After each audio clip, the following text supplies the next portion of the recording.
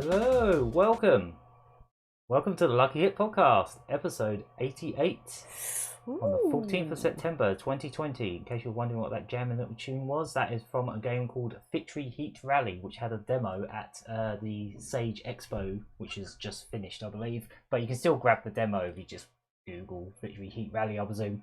If you like arcade racing games, definitely give that demo a go, because it's amazing. Yeah, welcome. This is episode 88. Ooh, look at that big number. It's a big number. Right, I am the Gagaman. I am CherryT. I'm Hunk Thunder. And I'm Big Elk. And I couldn't help but wonder this entire week what I'm going to say this time to make myself look like an idiot. God, what am I doing here? Right, yeah, you may have noticed that we also have Murray Curry in the thumbnail, but unfortunately he couldn't make it, so yeah, sorry about that. He's going to join us hopefully next week though, so it's just something came up. Something's come up, so he can't join us, but yeah, he will be with us next week, as you probably saw. I guess we'll start how I like starting these things now, by talking about the channel, like the YouTube channel, I guess. Murray Curry is back, like Murray Curry and Fighting Prince. Well, you know, they did a stream on Friday. They kickstarted a Let's Play of Final Fantasy Crystal Chronicles Remastered, which was going for a good meaty 4 hours last Friday. So there should be more of that in the pipeline soon. And it's other streams, like hopefully some more Virtual Stupidity and all that kind of stuff. We'll see how it goes. But either way, as you know, new kid on the block in their household and all that, so you know, all kinds of stuff going on, so that's why he's had to take a break for the last few months, but hopefully things settle down a little bit so he can join us again. Otherwise we've got some more Splunky streams coming, of course, because I believe Splunky 2 is coming out tomorrow on the PS4 anyway, but I can't play it yet. I'm going to have to wait till the 28th, 29th, whenever it is. Only a couple of weeks. Yeah, so basically 2 more episodes of To Hell With It are on the way before it becomes To Hell With It with the number 2. And yeah, for the last episode, because I'm most likely not going to get to hell this week, for the last episode in 2 weeks' time, I want to do an extra long one. I just want to dedicate loads. I don't know how many hours yet, but a lot of hours to playing Splunky, and there may be alcohol involved, and there may be spicy Doritos involved. Basically, this is the gradual decline of Gagaman's sanity. Yes. We just need to do one last muscle through to see if I can get to hell for as long as I can handle it, I suppose. You know, see how long I can survive just playing it constantly until I get there, if I can. But yeah, I'm going to have a little rule where every time I die I have to eat one of these spicy Doritos, because they are incredibly spicy and they'll make me drink alcohol faster.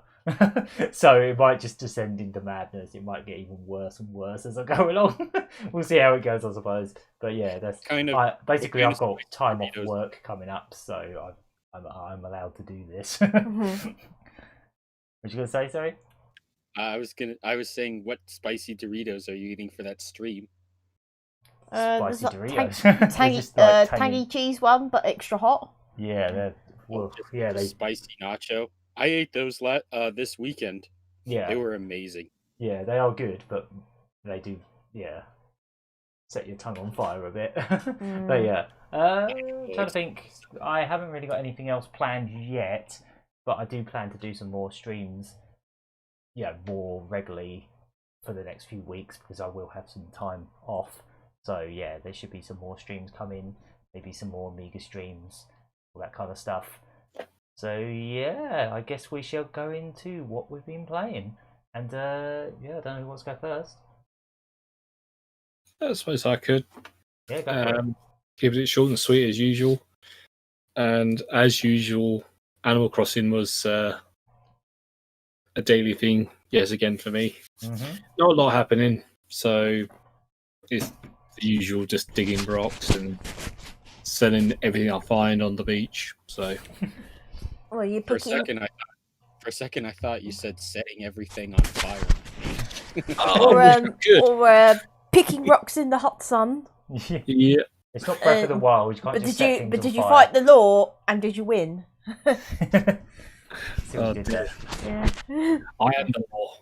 Well, I know you selling rocks because you needed money, but you have none. Yeah. Yeah, Animal Crossing. A bit more of Tony Hawk. Oh, nice. Yeah. I did stream during the week.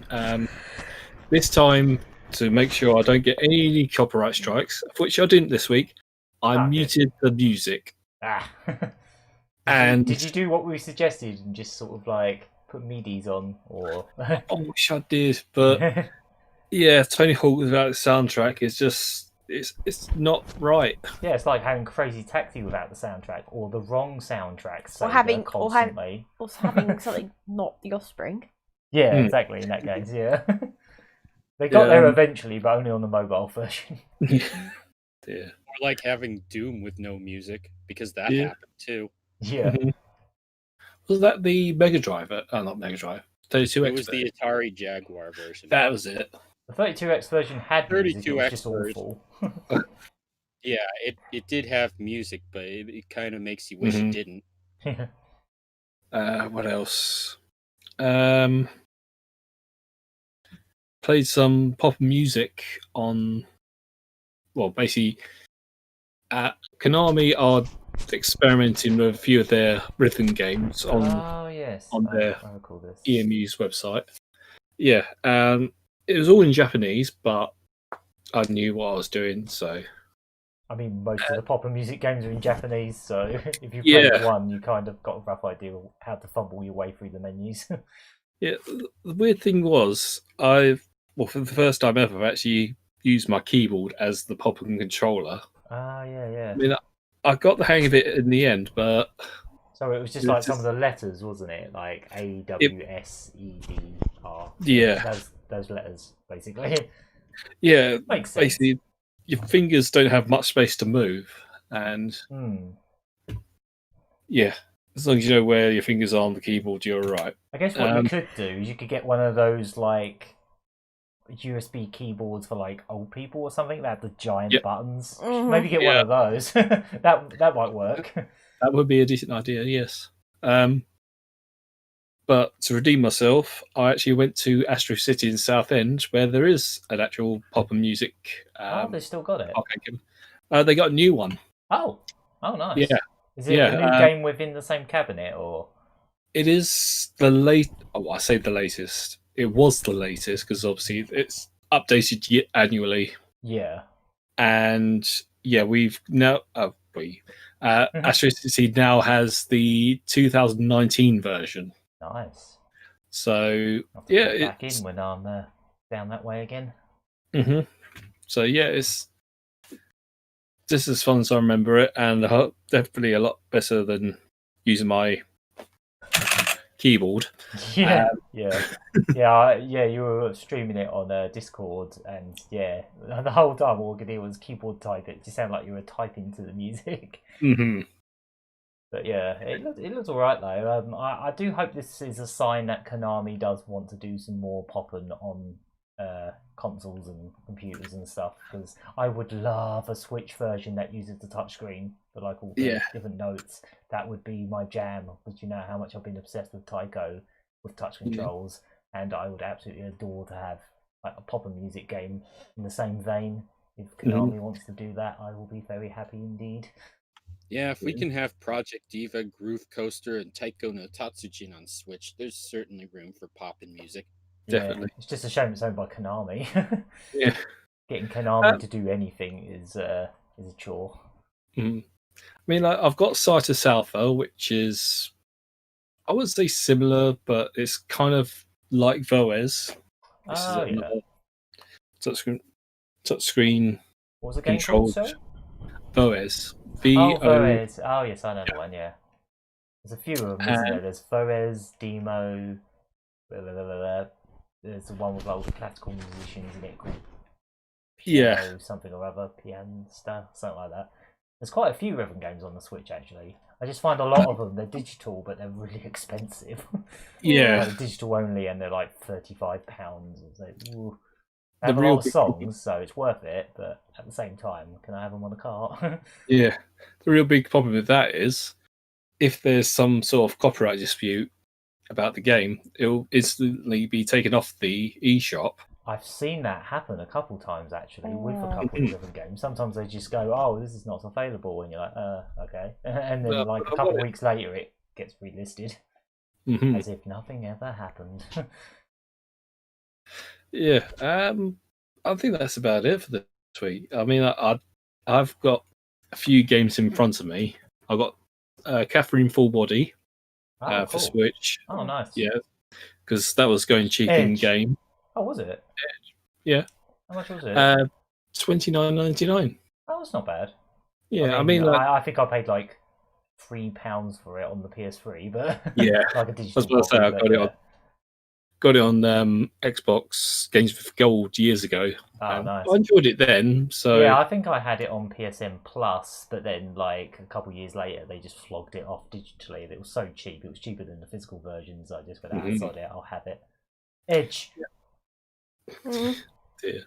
That's The right, sorry, I PS4 just had version's to. going. PS4 version is going quite cheap as well, but Oh, that's cool. just for having it on Switch, I went for that. Yeah. And also, unexpectedly, I got a tweet from I'm just loading up now. The Quantum Astrophysics Guild, Okay. who sent me a copy of Was was that it the Ambassador? Oh, right. Okay. Yeah. Oh, cool.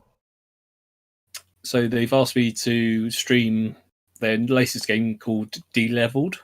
Okay. So yeah, I've had a look at their YouTube video that they provided as well, and yeah, I'll be streaming that at some point this week. Wait. hmm And yeah, that's basically been my week this week. Oh, I guess I'll go next if that's cool. Mm. I was quite surprised. This is the first time this has happened in maybe over a year, but I actually bought a Mega Drive game. Like I actually purchased a Mega Drive game.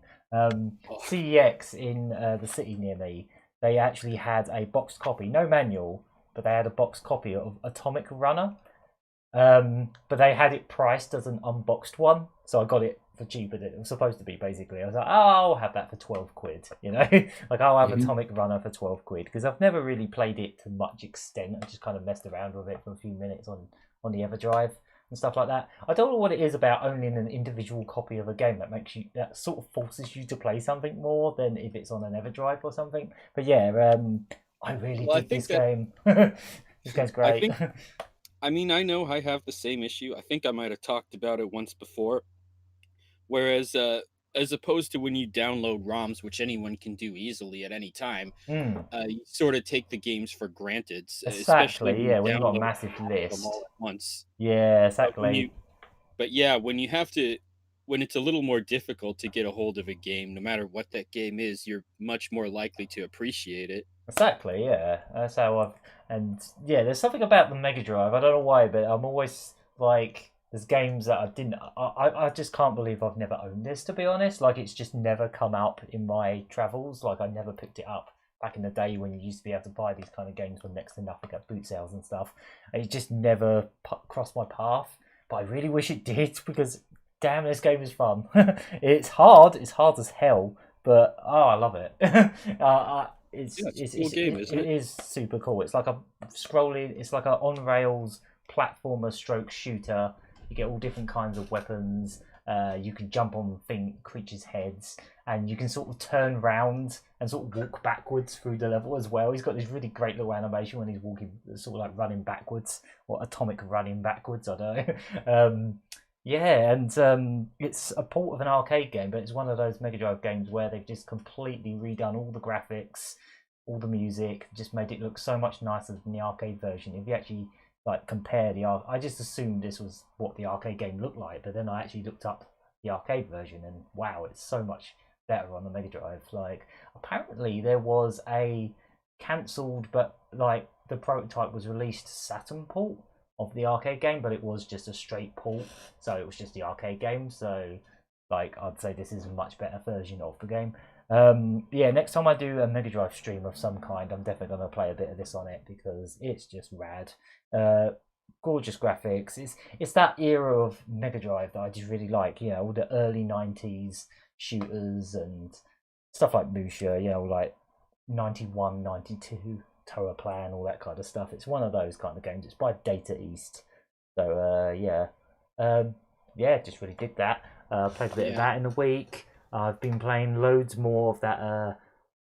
Sorry, throat's just gone a bit there. Played a bit more of that Raining Blobs on the Switch. Well worth the £2, I've got to say. I think the sales ended now, but either way, I think it's only like £7 or £8 anyway, and I'd say it's well worth the money because if you like Puyo style games, there's a lot to love here. It's basically, I described it last week, but it's basically a combination of Puyo and Puzzle Fighter in the fact that you can basically link up as many blobs as you want together. You could almost fill the entire screen with blobs as long as the only way to pop them is to put 2 blobs with stars on them of that colour next to them, and then it will pop them. But yeah, I've been playing through that. I've been playing through all the story mode stuff with the ridiculous broken English and strange quotes by each of the girls in the game. I forgot to mention last week as well is there's a kind of like leveling up system as you're playing, and the girls in the background kind of evolve like Pokemon. They just sort of like grow older or something. Like the sprites get swapped out, and like they seem to like grow up, and their clothes just kind of like shrink, I guess. But yeah, again, as I said, it's kind of got that sort of like early internet anime aesthetic to it, which I actually kind of appreciate. You know, it's kind of cheesy looking, but it works. And as I say, you can, if you really don't like the anime girl artwork, you can just turn that off and just play it with the blob stuff. Yeah, really enjoy that one. Still playing loads of that. I've also been playing more of Katamari Damacy Reroll. Pretty much completed it now. The original game is quite short. It is a lot shorter than the ones they did later, like Katamari Forever on the PS3, which was a long game. It had loads of different levels in it. This is obviously a port of the original, so it's not very long. I think I put about 5 hours into it and beat it. Yeah, beat every level that's in it. So now I'm just trying to pick up all the remaining things. I think I've got 85% of all the objects. So now it's just getting that last 15%, which is always the hardest part in a Katamari game. It's finding those rare little items knocking around, all the ones. I know what ones are going to be the last. I bet you I'm going to be stuck on like 98, 99% of all the objects. It's going to be whatever the biggest bear or whatever the biggest cow on those specific missions are, the ones where you have to pick up the biggest bear without... Well, you only get to pick up one bear-related thing or one cow-related thing, but you have to basically collect everything but the bear until you're big enough to get the biggest bear. I suppose that's the best way to put it. Yeah, so if you've never played Katamari, none of that's going to make any sense. Oh, it is a mad game though. Okay, I'll bring that up. It is a bit. Yeah, I'll bring that up on the news. Game. That's interesting. It is a charming game. I just yeah. So I've distracted everyone with a bit of news. Which, yeah, we'll bring come that up. We'll come back to that. So yeah, I pretty much completed that, and I decided to go back to Columns 2 Sega Ages, and I think I've come to the conclusion I hate that game. Like, I really hate it. It might actually be one of the most frustrating puzzle games ever bloody made.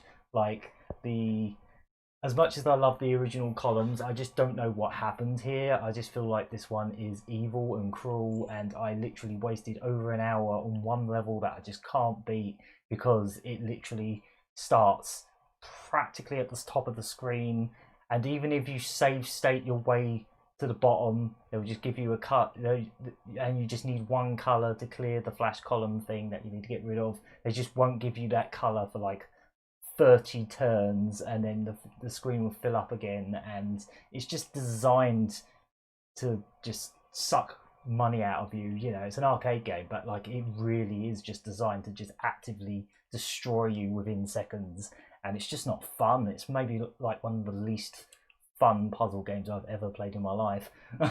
Honestly, like, as much as I love the original Columns is so chill, outside of the fact that it speeds up occasionally, that game's just so chill. But the second one is just evil, and I don't like it anymore. It's even gotten to the point where I feel like uninstalling it because it's addictive, but not in a good way. It's like I just want to beat this bloody level. Just let me beat this level, and it just never does. And you just pump hours and hours into one frigging level, and you can't even learn any patterns because every time you game over, the jewels are randomized. So it's like I don't even know why there's 100 different levels if they're basically random anyway. It's just the only thing that's different about them. Individual about the levels is the height, but I don't know, or maybe there's like a vague similarity between each time it game overs, but I don't know.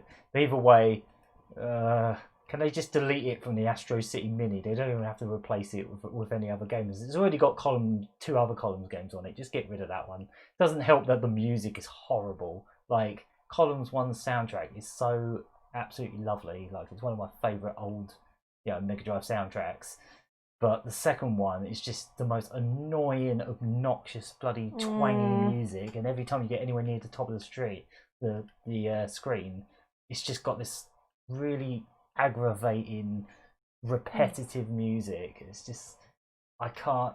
As much as I really like the Sega Ages mechanic of like unlocking all the Sega girls, like I just can't do it. Like a friend of mine on Twitter said he put 40 hours into that game to unlock all the Sega girls, and I just can't do it. The game's just too frustrating. It's like the angriest a puzzle game has ever made me. I just can't do it. I might have to just uninstall it just to stop me going back to it, because it's like I just want to beat this level. Just let me, please. And it doesn't matter how. You can put it on Skull Smash mode to get rid of the skulls. You can make it easy mode. The difficulty doesn't seem to make any difference whatsoever. I don't even know why that option's there. You can save state to hell and back on almost every move, and it just doesn't get you anywhere. It's just some form of torture. I have to say, this is going to sound crazy, but I think I'd rather play something like Sonic 06 over this. That's how frustrating it is. Like, at least with Sonic 06 you can have a laugh. This is maybe the most annoying game Sega has ever made. And that's my rant on Columns too. Yeah, I was like, I'll give it another go, because I have managed to beat some of the levels pretty quickly, and it's not that terrible. It's just a case of trying to think a few steps ahead and that. But I think they literally want you to think like 20 steps ahead, which is just impossible for me. My brain just can't do it. And I don't know. I think I've come to the conclusion that I can't stand it. It's horrible. I'm sorry you feel that way about Columns too. Yeah, I am as well, because I really like Columns, just the general games. Like, my favourites in the series are the Hanagumi Taisen Columns games on the Saturn and Dreamcast, the Sakura Wars spin-offs. They're absolutely brilliant. They're like some of my favourite puzzle games. But I don't know, it just feels like this one was just designed to just suck money out of people in arcades.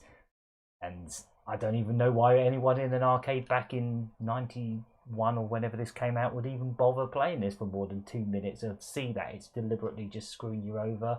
And you don't even get Sega Girls for playing it in the arcade, so why would you even bother? Yeah. So that's pretty much what I've been playing. So who wants to go next? Do you want to go next? Would that be alright? Yeah, go for it. Well, I'm actually playing it right now, but I wanted to make a bit. Playing, or what you are playing? Well, yeah, it's just been usually the cycle of like different Pokemon games, but tonight I decided I wanted to make a bit of progress on Diamond. Oh, Pokemon Diamond. Yeah. That's one of the what's that, DS one? It's one of the DS era ones. Oh, you're actually playing it on your Lite, aren't you? Yeah. Rather than your 3DS. Oh, okay. Diamond and Pearl. I think that's the one generation I have not yet had the pleasure to play yet. Yeah. Oh wait, no, it's not. I haven't played Sun or Moon or Sword or Shield yet. But yeah, I think I bought this copy about a good few years ago, but I've only gotten around to starting to play it like sort of this year. Again, because of like lockdown and everything. Yeah, and you've basically you've pretty much dedicated most of this year to just like catching up on as many Pokemon games as you Yeah, can. You've been sort of multitasking quite a few of them, as I'm sure regulars of the podcast have heard. You've been ploughing through quite a few of them, haven't you? Yeah, I'm quite early on with this one. Yeah. There was a bit in the beginning that sort of had me stumped until until I noticed that one of the trees looked a bit different. So I go past that tree and then I'm on the road again. Okay. Basically, it was to do with opening like a little mini power plant that was locked from the inside. Oh, okay. And I got stumped for about good half hour or so until I saw that tree in the town, and it got me to ended up getting the key and everything. I know that tree's gonna move because it looks like it's standing out from the background kind of situation. Sort of. It had a different shadow. Yeah. And then I think they sort of took that mechanic and brought it into Generation 5, which is where the hidden grottos come in. Oh, okay. Yeah, there's that, and then the usual Dr. Mario world as well. And, yeah. Yeah. That you done? Or yeah. Yeah. Oh, okay. I'm a boring fart. Yeah. Pokemon and Dr. Mario. Join us next week when CherryT plays more Pokemon and Dr. Mario. Yeah. Not as boring as me playing PSO2 every week.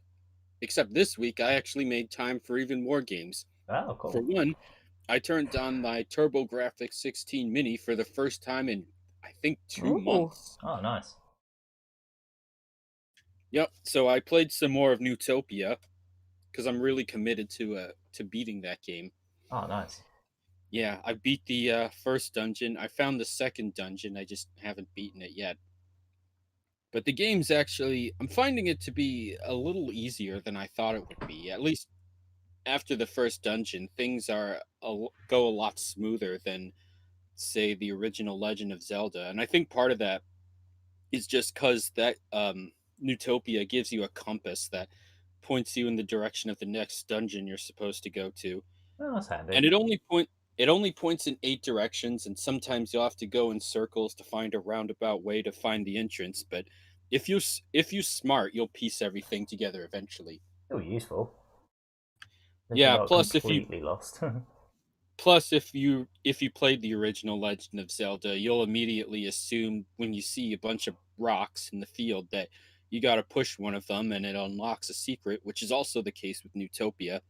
So that's how you get the Fire Rod, which is another form of attack that you use, giving you more range to your attack, which makes combat so much easier than before. And of course, there's also a bunch of characters on your way to the second dungeon that tell you need the Fire Rod in order to beat the second dungeon. One of them straight up tells you, I can't allow you to progress further until you find the Fire Rod. You got to push some rocks in order to get it. Trust me, I've done this before. I've used the Fire Rod. I can tell you it works. Like, just do it. Just go find the Fire Rod. Yeah. Of course, when I came to him, I already had the Fire Rod in my possession. The other thing you need for the second dungeon is a bunch of bombs, which I also happen to have. And from there, it's really just a matter of surviving the onslaught of enemies in the dungeon while you try to find your way through and figure out which walls you're supposed to bomb. Yeah. Yeah, but it is really amazing to me how similar this game is to The Legend of Zelda. And when I was playing it, I just kept thinking in my head, the PC Engine, that was the most popular console in Japan during its console generation. It sold more than the Super Famicom. So, a lot of people like to harp on games like Newtopia for being clones of Zelda, but under these circumstances, I like to think of it as like a slap in the face to Nintendo. It's like telling him, haha, people don't even need your stinking Famicom to play Legend of Zelda. Yeah, it's not even like they were the only ones to do it, was they? Were they? Because Sega had their own Zelda knockoffs as well. No, they weren't. they weren't the only ones to do it. We still got games that aped on Zelda today. Like, remember when Darksiders came out a couple years ago? That game is Zelda through and through. Yeah, it's kind of got its own thing going on as well, but the basics of it are kind of Zelda-esque, yeah. And even Ghost of Tsushima copies a lot of stuff from Breath of the Wild, except there's everyone's copying stuff from Breath of the Wild at the moment, including Ubisoft, and they're just like completely cribbing the entire art style. And yeah, I remember the time when a lot of Game Boy games were aping like the Link's Awakening look. Yeah, like there was that.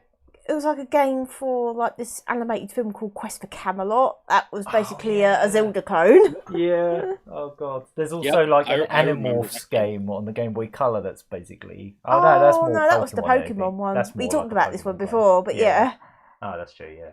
But that's what happens when your game is super. Yeah. That's what happens when you get I guess. Even when Pokemon like came out, people were saying, "Oh, it's kind of a Zelda clone." Except completely different. Yeah. But anyway, Zelda and Pokemon aren't on the TurboGrafx 16, but you know what is? Bonk's Revenge. Oh, so I've been playing a lot more of that. I actually beat the game. I beat the game on the intermediate difficulty. So the way this game works is when you choose your difficulty at the start of the game, and if you choose anything other than the hard difficulty, then it stops your game at a certain point in the game and tells you try playing it again from the beginning at a harder difficulty. I think when you're in intermediate difficulty, it stops you at the end of stage 4. Wow. Yeah, stage 4. I really don't. And I don't remember how far I got in that game when I was a kid playing it at my uncle's house, but I really don't think I beat it on expert difficulty at the time. Probably not intermediate either, but I'm doing pretty well with the game so far. Yeah. And then besides that, what am I playing? I gave Sapphire a go. Ginga Fuke Densetsu Sapphire. Oh, yes. Yeah, that game is probably the hardest shooter on the system. Even harder than Lords of Thunder. Hard to buy and hard to play. Yeah, very, very hard to buy, which is why I'm really, really glad that one's on here. But on the normal difficulty, I cannot last 5 seconds without getting shot down in that game. So I played through some of it on easy, and I really do like that game. I just like the graphics in particular.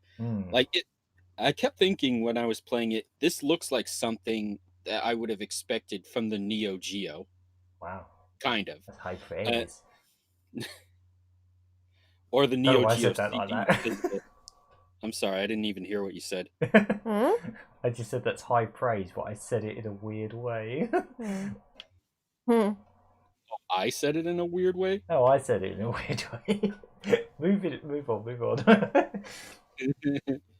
Okay. What else did I play? I guess I played Blazing Lasers as well. Cool. Don't think I played that one until recently.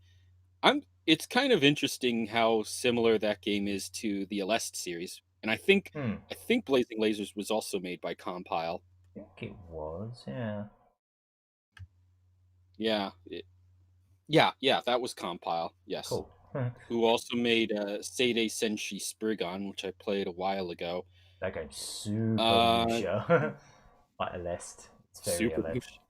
Yeah, it just plays like Aleste and looks like Aleste. Specifically Musha. Oh yeah. And I finally started playing Splatterhouse on there as well. Oh, nice. That was actually something I had prior experience with on the Wii Virtual Console. Yeah, of course that one's hard, so I didn't get much further in that game, but unlike Ginga Fuke Densetsu Sapphire, there's no difficulty setting in that game, at least as far as I'm aware. And then beyond that, maybe you remember a while ago I said I was going to make this a year of revisiting fighting games to practice with them and try and get good with them. And I haven't done that for a while since PSO2 came out. But this week I finally decided to go back to another old favorite, and I turned on Capcom vs. SNK 2 EO Yeah.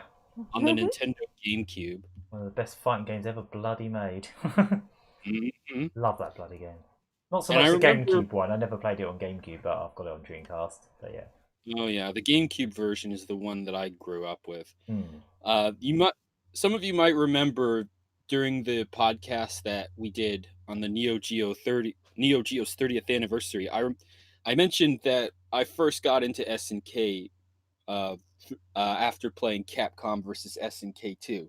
That was the game that my mom bought for me when I was expecting her to buy me Marvel vs. Capcom 2, and I wouldn't power it on for a year, and then I finally decided Wow. to give it a go.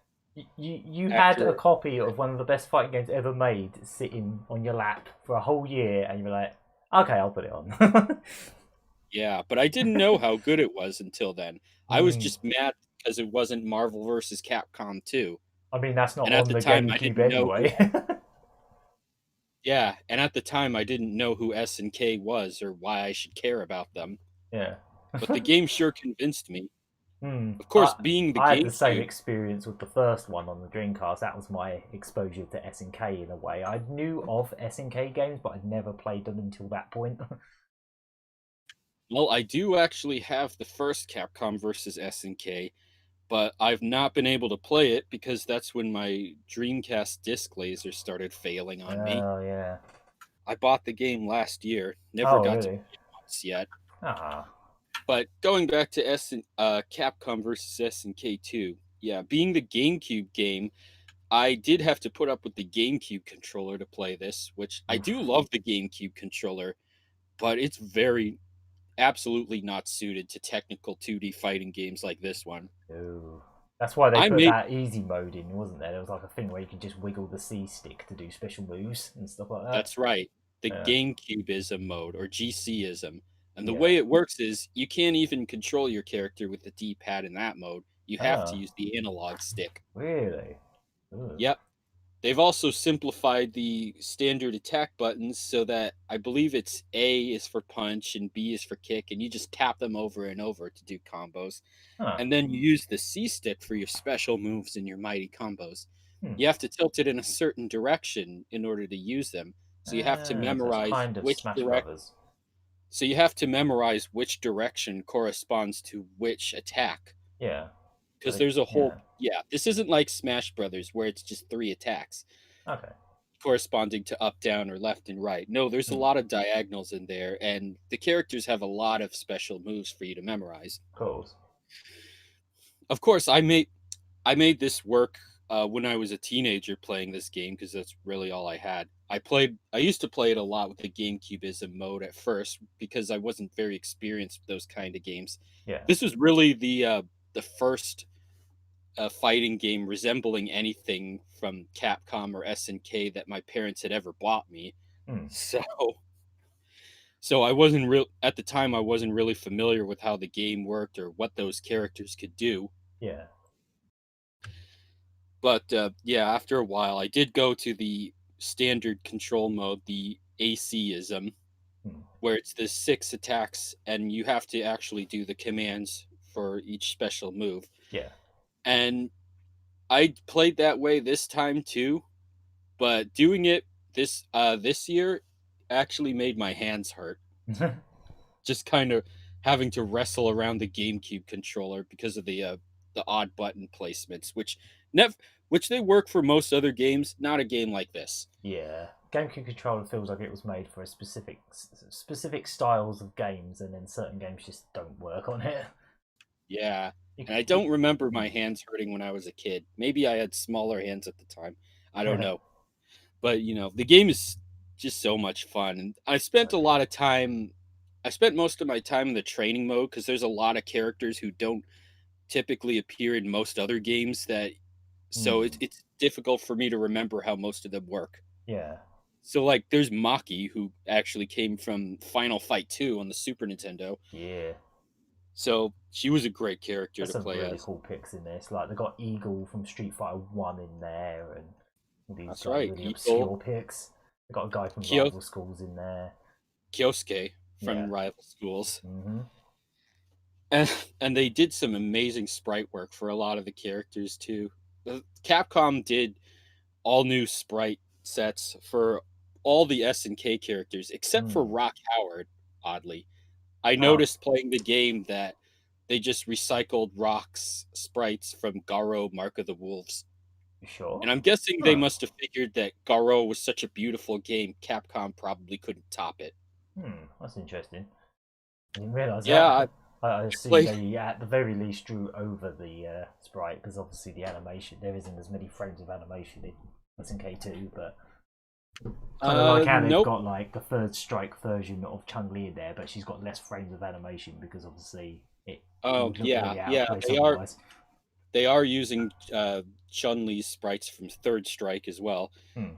Garo, it seems to be one for one with the way he looked in Garo Mark of the Wolves, including all the animation frames. Really? I did not know that. I guess I played so much Garo over the years that I can immediately tell these kind of things. And not to mention, it's fun looking at the stage again and seeing all the cameos that I couldn't have picked out when I was a teenager because I wasn't so familiar with those games yet. Like in Nairobi, in Africa, that stage, one of the characters standing on one of the cars is actually Falcon from Power Stone. Yeah, there's some good cameos in the back. Yeah, and then next to him is Leona from King of Fighters. And I believe Shanghai had June from Star Gladiator. It does, yeah. It's just like cardboard cutouts, but yeah. It is, and they look weird in the Shanghai stage because you're on a platform that rotates around a round room, and the characters in the background are all sprites who start to thin out as they get closer to the edges because of the round area. So they really do look like cardboard cutouts. Yeah. That game is just a odd mishmash of 2D and 3D when it comes to the presentation. Yeah. I mean, I like it. Yeah, I still really like the aesthetic of those games. I know back in the day, like the reviews and magazines were like, why have they still got these chunky old sprites in front of all this high definition 3D in the background? It looks really weird, but I kind of like it anyway. Like in Marvel 2 as well, it's just got like these super like ridiculous 3D backgrounds, but then you just got like these old ass sprites in most cases. Like especially when you're talking about like Morrigan or something, like these ancient sprites. Yeah. Plus, I love the music, especially with all its disco horns. Oh yeah. I think my favorite one so far is the song from the New York stage. Oh I call it the Spit More Rhymes Than Michael Jordan song. Yeah, I know what you mean. I'm pretty sure any of us could spit more rhymes than Michael Jordan. Yeah, that game's just a complete package. If I had to just have like one fighting game, and that was my only like fighting game, it would probably be that one. You know, even with Smash Brothers Ultimate, like I feel like that's the one I can just play endlessly and never get bored of, because you've got the 6 different styles for every single character. There's just so much to learn there. You know, there's so much variety. There's so many different modes. It's the complete package. I think it's peak Capcom. I think there's a reason they didn't make many fighting games after that one, because they peaked and they knew they couldn't top it. Maybe, but yeah, it was a definitive fighting game for its time for sure. And the different isms you just brought up is something I never used to go into playing the game as a teen. But yeah, there's 3 styles based on Capcom games and 3 based on SNK. And some of them are a little weird, like the third SNK one. Oh, that's the Samurai Showdown one, isn't it? It is the Samurai Showdown one with the rage system, but it also has the Just Defend system from Garo. Yeah. So it's a little odd getting used to, because those fighting games typically have nothing in common. Yeah. Even though the game does have some characters from Samurai Showdown. Yeah. As well as Hibiki from The Last Blade 2. Oh, such a good pick. I love that character. She's great. Absolutely. And then, as usual, I just played a lot more PSO2. So I did win enough of the Battle Arena games to get the Party Popper emote. Hey. I said last week you were supposed to win 5. Turns out you were supposed to win 10. but I still managed to finish 10 games, Wait. win those games, and I got my party popper. And I'm almost done with enough of the episode 4 story missions to get the sexy kitty emote as well. Oh god. Party poppers and sexy kitties. that's PSO2.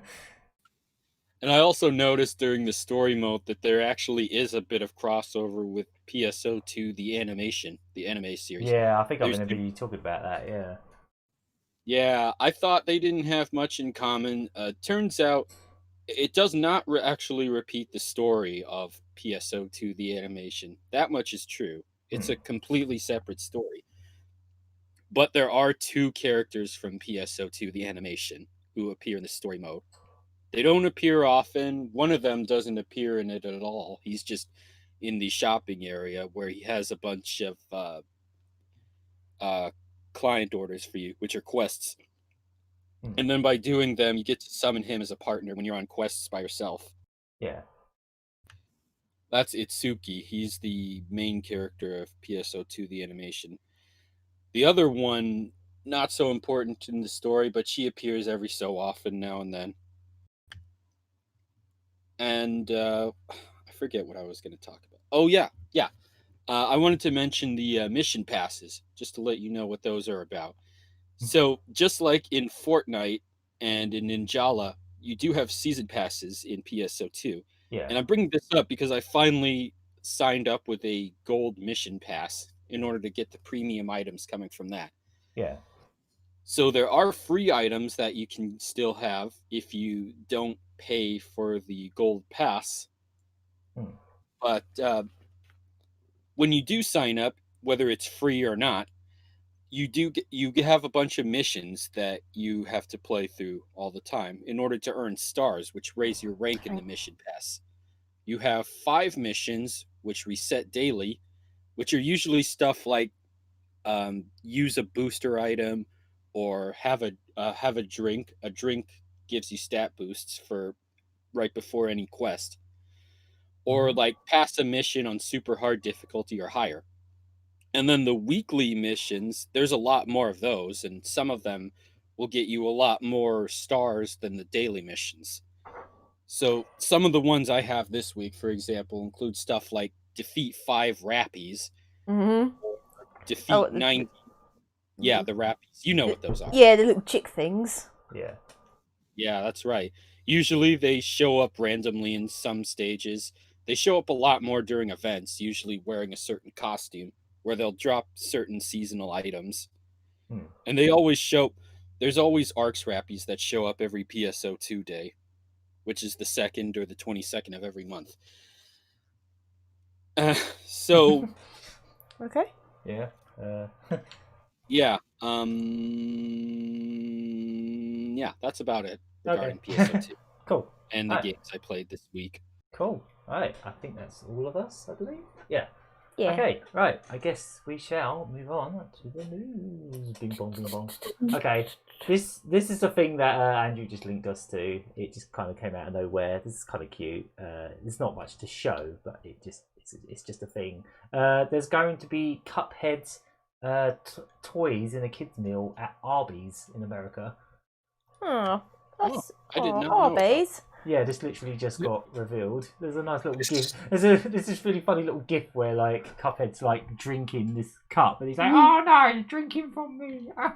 Get this milkshake from me." Oh, is it soda? You're drinking my insides." Yeah, but then Mugman drinks himself.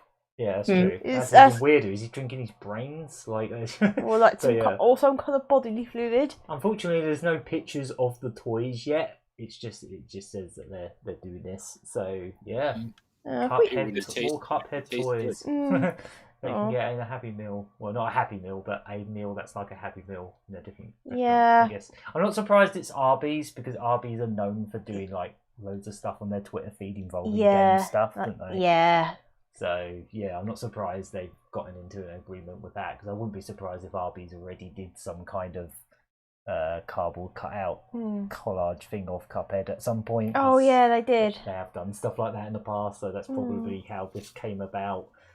makes me actually think about other like video games that they could make nice little Happy Meal toys of, because there hasn't been that many when you think about it. There's been quite a few Mario sets. There's been some Mario's, Pokemon ones. Pokemon. Obviously, there there's was some old Sonic ones. There was the Rayman set that was only in France. Yep, you've got those, haven't you? Yep. They're actually really nice. There's a nice one of Lee with like the little glowing ball thing and all that. Yeah, that's a really nice set.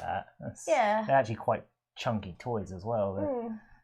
There's such little Rayman merch as it is, merchandise, merch, whatever. But yeah, they actually made a whole set of like Glowbox and one of the pirate robots and all that kind of stuff. And then you've got some of the Rabbids sets, some in McDonald's, some in Burger King, and then there was another one that was in another France only restaurant called Quick. Oh wait, France and Belgium, that's it. Oh yeah. Yeah. Yeah, it actually surprises me there hasn't been more. Like, I'm surprised I've never seen like Minecraft ones at the very least or anything like that. But... There was. It probably happened and you just didn't notice. There was wasn't there like a Sega set in like another American one called White Castle? Oh, back in the 90s, yeah, there was one that came with it was like a set of Sega PC.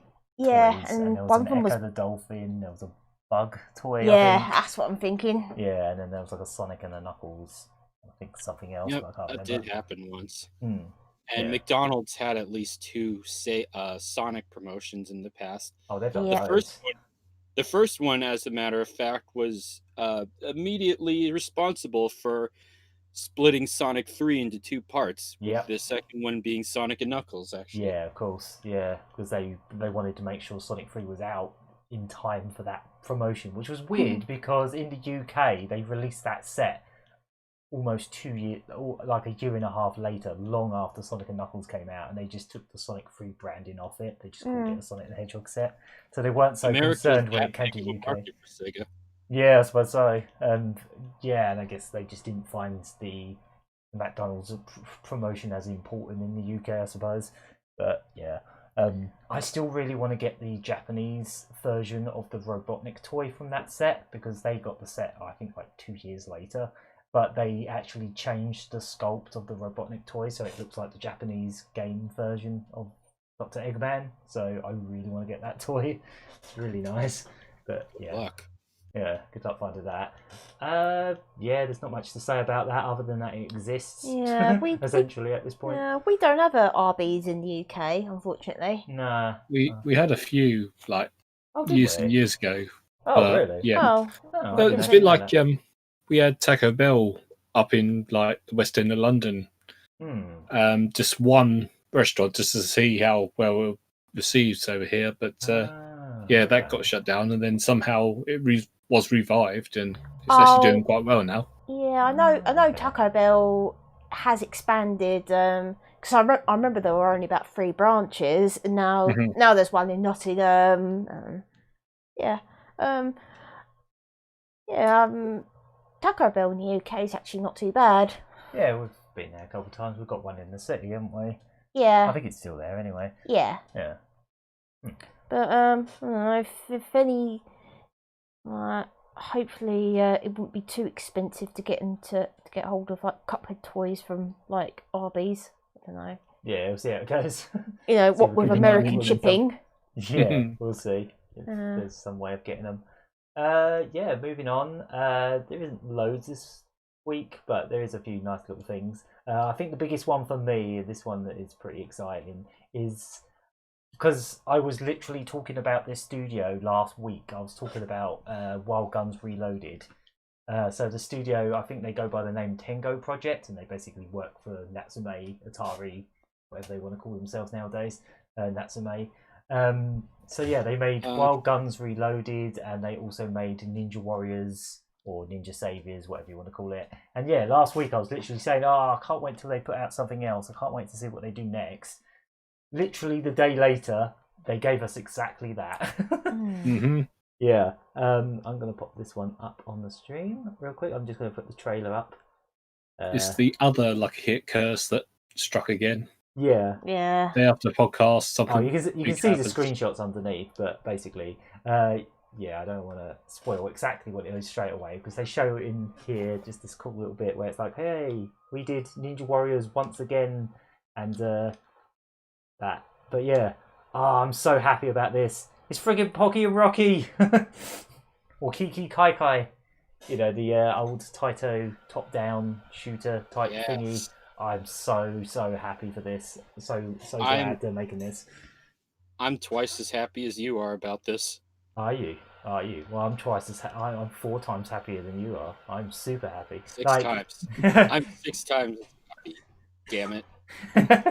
But yeah, they're making a new Kiki Kai Kai. It's apparently somewhere between. It's technically a sequel. Yeah, I'll pop up one of the screenshots or something. I forget exactly what they said. I believe I'm they said pretty sure it's a sequel, but it has elements from the SNES games. They're classing it as like a third entry in the SNES games, as opposed to because there was a third entry on the Game Boy Advance, but they're kind of not counting that. They're kind of doing a Crash Bandicoot 3 where they're like, nope, this is the third game. Yeah. But yeah, because this series is pretty much dormant ever since that Game Boy Advance game. There was an attempt to make a new Kiki Kai Kai on the Wii, but they couldn't get the rights to the characters, so they had to reskin it into something else. It did come out in the end, and there is actually a Switch port of it as well, but I forgot the name of it actually.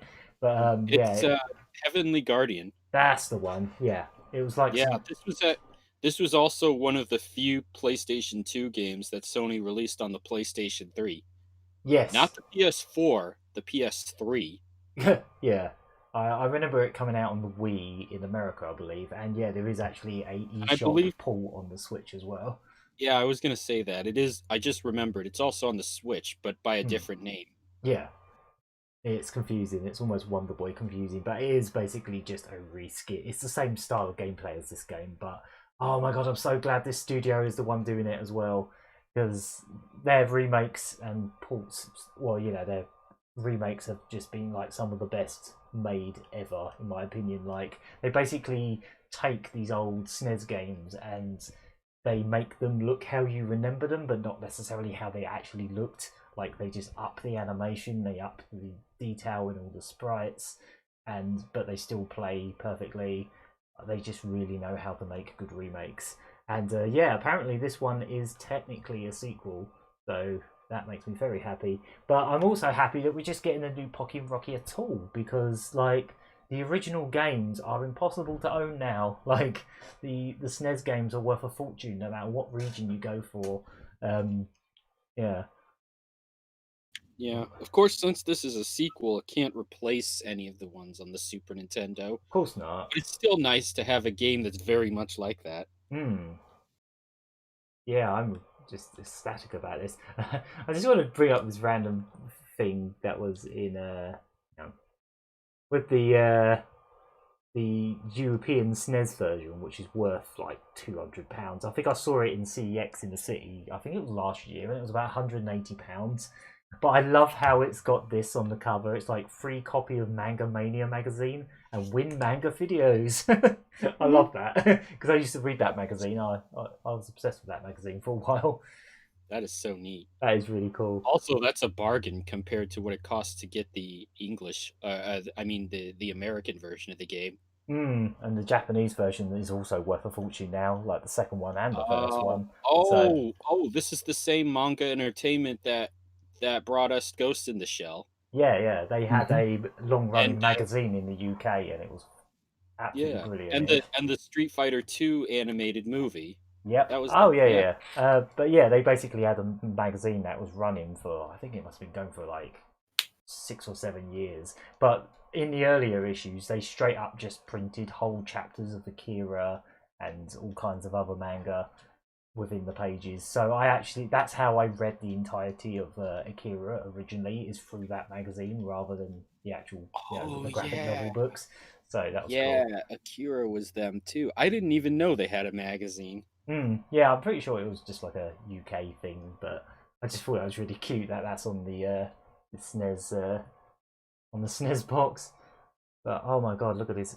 Look at this freaking sprite work! Look at these backgrounds. It's beautiful. This is going to be great. It's coming out next year, and it's already been confirmed for a English localization as well. Just tentatively titled Pocky Rocky 2021 at the moment. Obviously, that's probably not what it's going to be called. It'll probably end up being called Pocky Rocky 3 or something. But I'll pre-order it. Yeah, I'm all over this. Like, especially if they're going to do a physical version like they did with their previous two games, I'm all over this because how often does something like this even happen?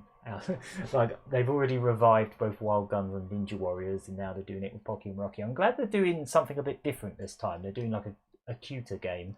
I'm glad they're doing something a bit cuter, than like what they had been doing in the past. I'm trying to think what other series they could go for. Like, what else does like Taito and Natsume own that would be worth reviving in this fashion? Because if they can do this, I don't know. I'm having a hard time remembering what else they released on the Super Nintendo in particular. The only thing I can think this is a big stretch because it's not Taito or Natsume, but I want them to do Kyo Flying Squadron. I know that was JVC, and I don't even know who owns that nowadays. But if JVC just published it in North America, I don't actually know who made that game. Yeah, no, it's a bit of a mystery for me, that one. I'd have to look it up. But I don't actually know who owns that nowadays. But yeah, if they could do Kyo Flying Squadron, I'd be so goddamn happy. Whether it was like a new entry or a remake of the original game or the sequel on the Saturn. Because then I wouldn't have to try and get either of those games either. This will do me, honestly, in the case of this Pocky and Rocky game. I can live without owning the SNES cartridges because they cost a fortune, but I will happily pre-order this physically for the Switch. But yeah, there's that. Let's see if there was any other little details about it. I'm just trying to remember what they had. These are all just the screenshots. Right. Yeah, we pretty much don't know much else about it yet. It just says completely new title and sequel to the original console game Kiki Kaikai Nazunakura Mantle on the SNES. While maintaining the original 16-bit taste, everything from fun to graphics and sound have been powered up. Yeah, so it's basically a sequel. That's good. I'm glad they confirmed that from the get-go and we don't get that sort of vagueness that we had with the Wonder Boy Asher in Monster World, where they're like, oh, we think it's kind of a sequel. No, it's a remake. But yeah, even if it was just a remake, I'd be fine with that, because obviously their previous two games are also remakes. But the fact that they're actually going for like a remake or a sequel is good. It has elements of the original games, like some of the bosses that are in the trailer are in the SNES game, but they've just been like ramped up and given some extra attacks and stuff. And even in stuff like Wild Guns Reloaded, they added whole extra characters and an extra level and all that kind of stuff. So even when they are remaking games, they do add a bunch of extra new stuff. I mean, they added a frigging playable Darksend to Wild Guns. Yeah, so oh yeah. That's already infinitely superior to the SNES game. Also, because Natsume are, letting this thing exist again, Pocky and Rocky, it's a thing again, which I'm super happy about. I wonder if this means we might get the SNES games on the SNES Online app. I really hope so. So I was thinking, actually. I would happily take that too. Yeah, I'd be because obviously they put Wild Guns on there. They haven't put Ninja Warriors there. Yeah, they didn't put the original version of Ninja Warriors on there, but I'd happily take that too. But yeah, maybe it's just nice to have both, just to compare and contrast on the same system as well. Yeah, so that's that. Right, the next one's a bit of a rumour, so this could be nothing, but then we said that about the Mario thing, and then it happened the very next day. Yeah. But do you remember there was that whole video of this guy that was trying to find out who did the sort of the narration, or like the announcer for Super Monkey Ball? Oh, was yeah. trying to find the voice actor, and they eventually found him. It was like this guy living in Japan that did loads of contract work for Sega and other studios. The guy that goes, "Ready, go!" That guy. So yeah, he has, ever since he got discovered, basically, ever since he, someone found him and went, "Hey, this is the guy that shouted ball out. So yeah, ever since then he's been kind of milking the fact, and he's actually been posting quite a bit on Instagram, kind of hinting at a new Monkey Ball game or maybe a remaster of the original 2. He just keeps like posting little photos and stuff and putting things like September will be amazing for what's to come, and then just hashtagging Monkey Ball and all this kind of stuff. And then he's in the comments he's been putting stuff like a release is most likely in December. But yeah, that's all we really know at this point. The guy's name is Brian Matt, by the way. Before I forget, I found his name now. Brian who? Brian Matt. This is the guy that the voice. Oh, okay. Yeah, he's the. Yeah, I thought it was the same Brian who did the voice of Axel and some of the passengers in Crazy Taxi, but no, that's a different Brian. I don't think it is. No, because I think that's that's someone else they got over there. But yeah, that Brian also lives in Japan, though. Yeah, he is. So basically, they're saying like he's been quotation marks on Reset Era hilariously transparent about his involvement in an unannounced Super Monkey Ball game codenamed Super Monkey Ball Retro, according to a script he accidentally leaked. Oh. Yeah. So based on these hints, it sounds like it could be either a Super Monkey Ball 3 with a host of new levels and alongside enhanced levels from the old games. It's like, yes, this is real. This is what I wanted in the first place when you announced Monkey Ball. What was it? Banana Blitz HD. It's like, nope, that's the wrong game. Yeah. That's the wrong Monkey Ball game. That game's alright, but it's the wrong Monkey Ball game. It's not Monkey Ball 1 and 2. They're the best ones. Just re-release those. I will happily buy them again. They're two of the best games ever made. Well, they made the deluxe editions, so... There was that too, but that was on PS2 and Xbox. The Xbox version was good, but the PS2 version had some issues compared to the GameCube game. It didn't quite run as well. Like the frame rate wasn't cut in half, I think, actually. Yeah, it wasn't quite a perfect port. But yeah, I'd happily accept a new Monkey Ball, or at least a Monkey Ball game that actually understands what was good about Monkey Ball. I know people always complain about how Sonic isn't what it used to be, but Monkey Ball is much worse.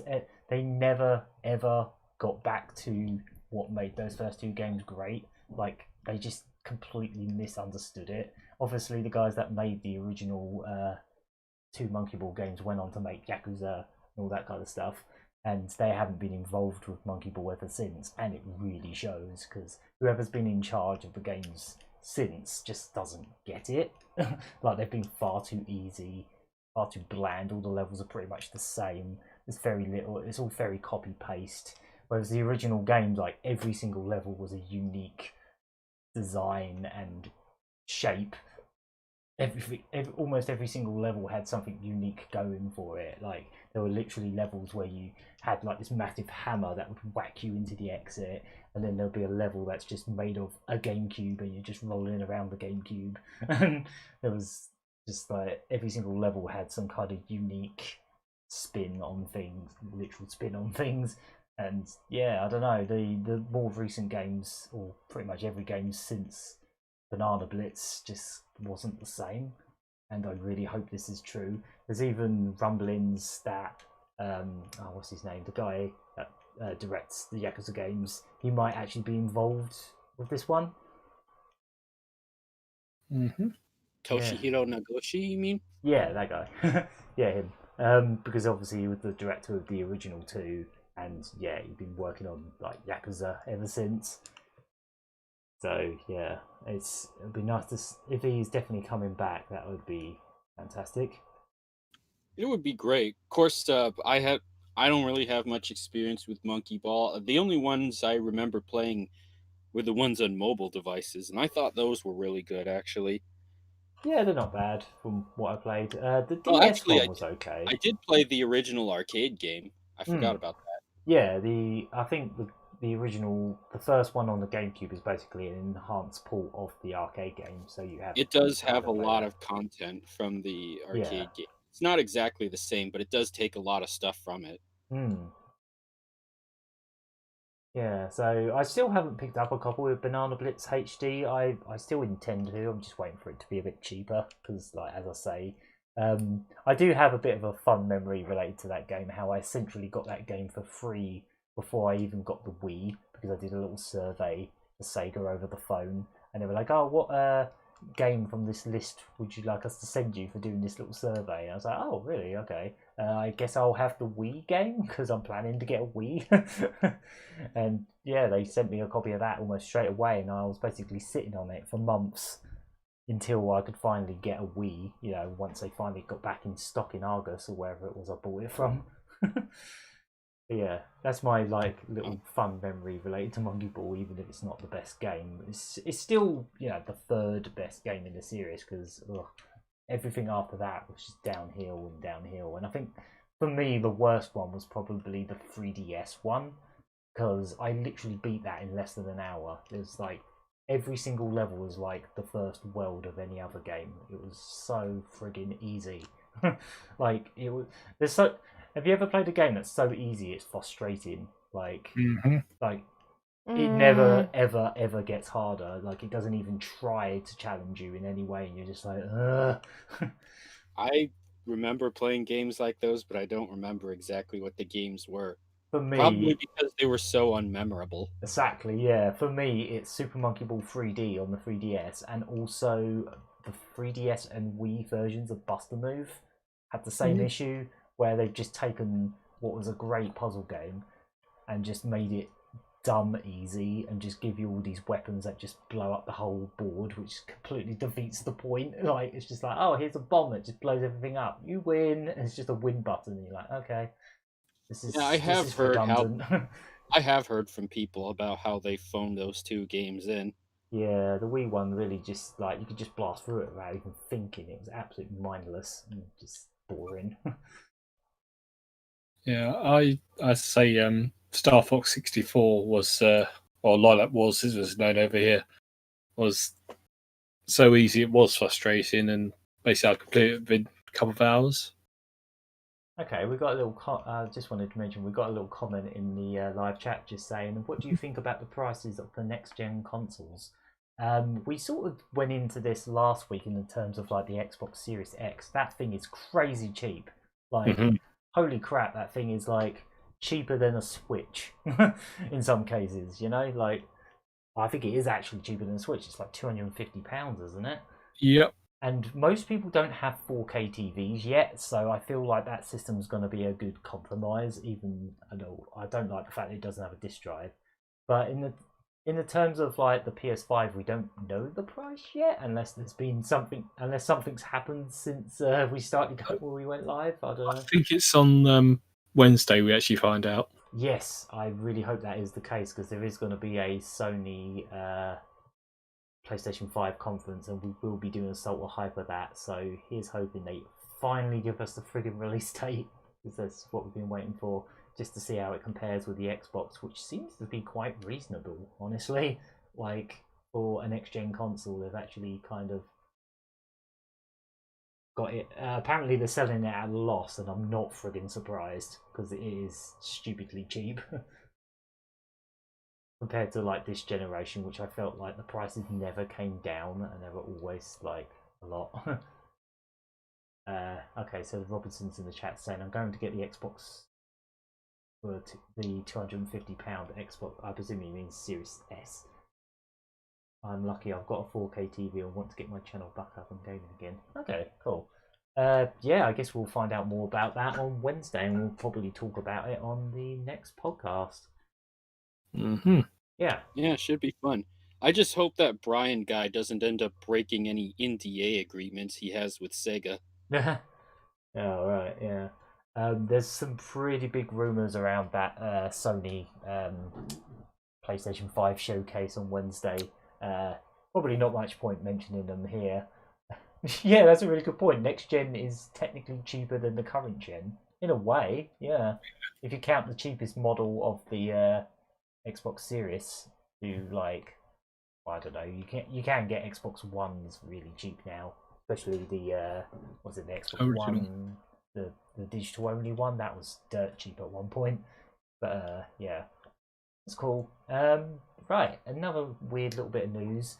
This one's related to Smash Brothers. No, it's not a new character reveal. It's not a new anything like that. It's just like this little patch that they. Yeah, I was thinking that's what it was. Yeah. It's just like no, Smash Brothers, Smash Brothers. It's got to be a character. No, it's not. Basically, they've patched the game so you can play any of the music from the game in any level, which is something that should have been there from the get-go, but it wasn't for reasons. But yeah, they've made it so you can just play every piece of music that's available in the game, all like 20 hours of it, or however much there is.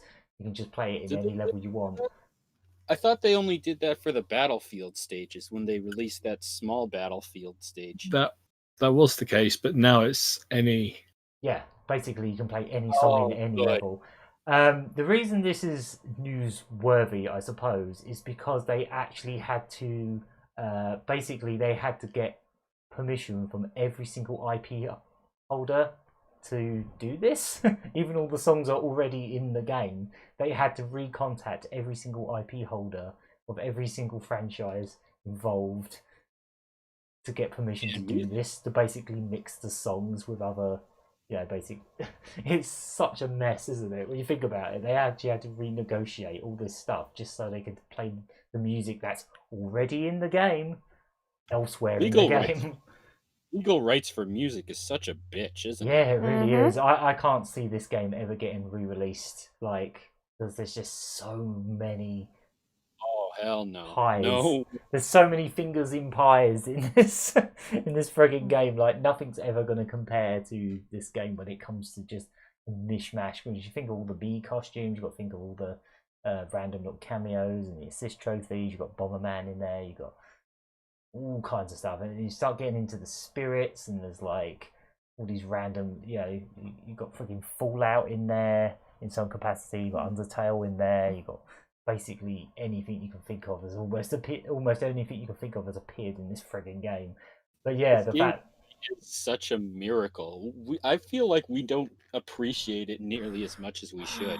It really is it's probably going to go down as the biggest crossover game that's ever going to happen. I don't think anything's ever going to top it at this point, unless some studio comes along and just goes, oh, we're just going to, like Capcom or something just comes along and goes, oh, we're going to do everyone versus everyone, and it's just never going to happen. You can see how much trouble games have when it comes to crossovers, for example Marvel vs Capcom Infinite, just how much issues they had even getting the rights to certain Marvel characters because of the whole kerfuffle with Disney and Fox and all that kind of stuff, which has since been settled. But yeah, music rights in particular are just an absolute arse ache. It's just kind of mad. Yeah, but I'm really glad that they made this update. I'm gonna have to check it out later myself because it used to annoy me before. There used to be a lot of issues with the music that annoyed me, where I couldn't use certain songs in certain stages. Like for example, the Yoshi's Island stage from Melee, which is based on Super Mario World. You can't actually use any Mario music in that stage except for the one Super Mario World track that it had in Melee. Other than that, it's just Yoshi tracks. And it really annoys me because they have some Super Mario World medleys, which are amazing, and I can't use any of them in the one stage that's based on Super Mario World. And then there's the a lot of the other stages that are based on a game that doesn't actually have a character in the playable roster, like for example the Pilot Wings stage, for example, even though that's on Woohoo Island from the Mii games. There's when that stage was in Super Smash Brothers for Wii U, you used to have access to I think there were songs from the Wonderful 101 and just a little correction. You were right about it. It's a case of being able to play any song in the Battlefield and Final Destination, not just any level. I actually got that wrong. Sorry. It is Wait. just Battlefield and Final Destination that you can play. Oh, every come song. on, man. You Yeah. really had me worked up there. Yeah, you started going in about what songs are missing from what levels, but I think it is, yeah. It sounds like, from this article, it says the ability to play any song on the Battlefield's Final Destination. So, yeah, I guess that's what that was. But, yeah, it was unlikely that any of the rights holders would have an issue with this, but the team still needed to make sure before adding the option. I didn't read the whole article. Now I have. Yeah, I was saying just for the podcast, it's sort of like the situation with Guitar Hero a few years ago when No Doubt, the Gwen Stefani's band. Gwen Stefani? Yeah. Oh yeah. Yeah, they didn't agree with having their songs being played by other like lookalikes in the game. So yeah, they took Harmonix or Neversoft on the to court, and yeah, I'm not sure how that ended, but why am I not surprised that Gwen Stefani was really stupid about something, like really anal about something? Well, it's bad enough like being like having those Harajuku girls like following around in the music videos. She was good in No Doubt, but as soon as she started doing solo stuff, she just became really insufferable. Like the sickest bananas. Really try hard. Well, at least Gwen Stefani's not Courtney Love, Mm-hmm. who also sued Activision for the exact same thing, but with Kurt Cobain instead. Oh yeah, that's true. Or you know what? It could be worse. You could be like Axl Rose, who sued them just for having Slash in Guitar Hero 3. Yeah. Ooh. Yeah, there was that too. He just really yeah. Now I look at this article properly, this is kind of clickbait because this update already happened and it's not really news. This is episode 88, Lucky Hit Podcast, the one episode where we get fooled by clickbait articles. You better click like and subscribe right now. This is what happens when there's not a lot of news. You get desperate and you just go on anything and go, oh, that's vaguely interesting, and don't even read the whole article. Yeah. Moving on. We've got more Nintendo leak stuff. You know, there was the whole Gigaleak a while back with all that crazy Mario stuff and all that insane stuff. This one's not. This is a continuation of that same leak that is still being trickled out slowly over the year as it's been going on all year now. We've got another. We're also at least 60% certain that this one isn't clickbait. Oh yeah, for sure. This one definitely ain't. Yeah, so this chunk of the Nintendo leak that came out on September 9th is... So it contains stuff like Wii Channel stuff, startup disk changelog, Game Boy and Game Boy Color stuff, mainly sort of ROM dumps that were sent to Nintendo for them to verify it and then send back. So they're basically Nintendo sealed or whatever, seal of quality. Basically, do they run? They run good. Send it off. Yeah. I forget what they call it now, but like ROM, some kind of like ROM check thing. Look check or something? Lock check, that's lock it. Check. Yeah. So basically, lock check ROMs, and there's also some DSi stuff. There's quite a bit of Wii stuff in there, but we haven't seen all of it yet. But so far, we've seen quite a lot of Game Boy stuff, including loads of unreleased games and previously thought to be unlocalized games. So one big example of this, which I'll pop up, is Lunar Chase, aka X. So this was a game made by Argonauts before they did Star Fox. I think we actually talked about this once before. How they... Yeah. So this game only came out in Japan under the title X, but they were planning to release it in the West as Lunar Chase. And yeah, there has been a English ROM found amongst this Gigaleak. So that's cool. There is also, this is kind of interesting. There's some kind of I guess you'd call this like some kind of documentation, like patent for a portable GameCube, or some kind of almost like Switch-like GameCube which they were proposing before they came up with the Wii. Because the GameCube had mini DVD discs, they were considering making a portable version of the GameCube that could be essentially docked, just like a Switch is, but it would have a mini DVD drive in it and support for external controllers and memory cards and all that kind of stuff. So that's something. That is crazy. Yeah, so that gives you an idea of some of the ideas they had before they went ahead with the Wii. It's funny. When we got the GameCube a long time ago, we actually bought one of those portable screens that attached to it. And my brother and I actually brought the GameCube with us on a vacation to Florida to play with. Yeah, those things were really cool. I remember you could get like screens like that for like the PS2. And the PS1. Obviously, it was the Dreamcast that had a little screen that pops out of it. Yeah, there was quite a few of those little things. Yeah. My favourite one is the one that Sony did themselves with the PS1, as in the little mini version of the PlayStation. That one was actually an official product. Nintendo, to my knowledge, didn't release an actual portable screen for the GameCube. No. Right, so in terms of unreleased Game Boy games, we have a Pikachu Picross game for the Game Boy Color, because, there was Mario's Picross 1 and 2 on the Game Boy, but they were also planning a Pokemon Picross. That's cool. I think they did finally make a Pokemon Picross for the 3DS. They did, yeah. But this is like a Game Boy Color one. I had no idea that they were going to do one for the Game Boy Color. Does anyone remember that? I think it was a Game Boy game that was like, it was Japan only, but it was a Mario game where you could basically attach it to like a printer and print off like knitting patterns or something like that. I do remember that. There was I think it was called Mario Family or something like that. There's a girl on YouTube, I forget her name, Kelsey Lewin, I think.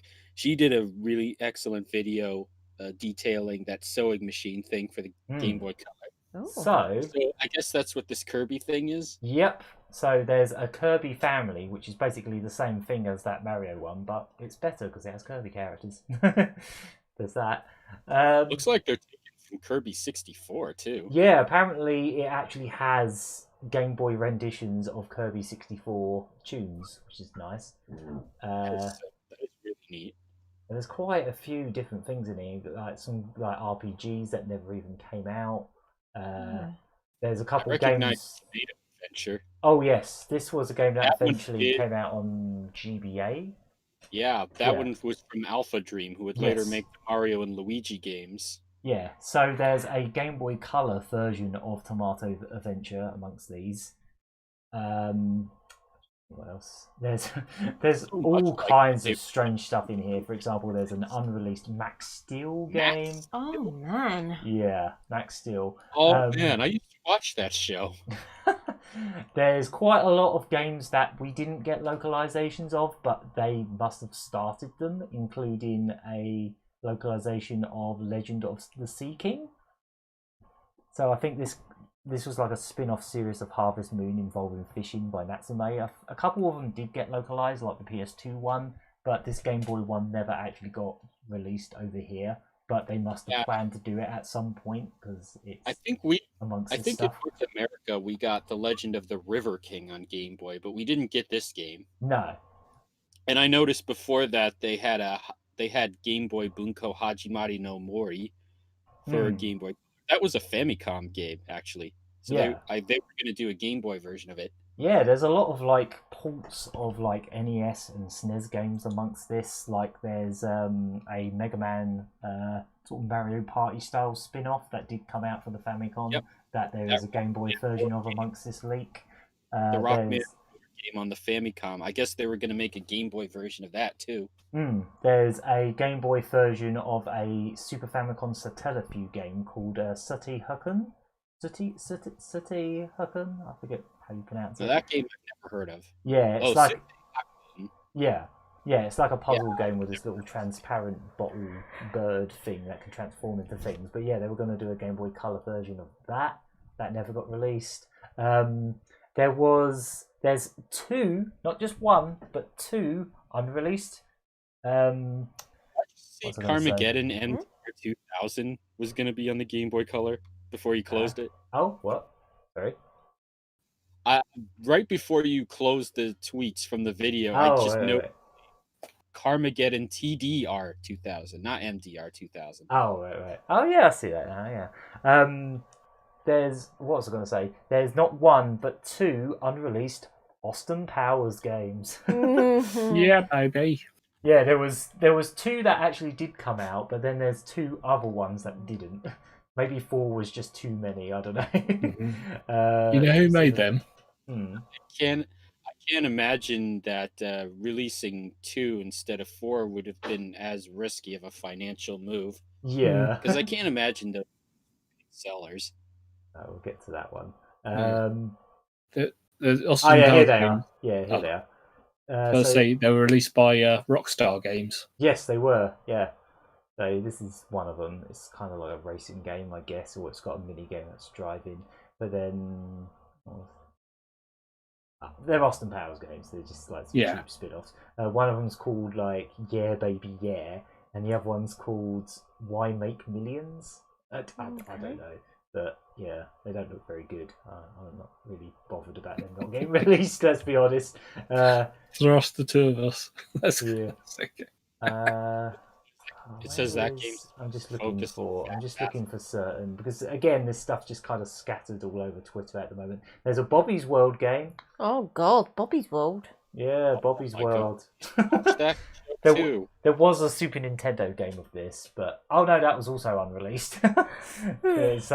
Years ago we had a prototype of a SNES game. Now we've got a Game Boy game to go with it, I suppose.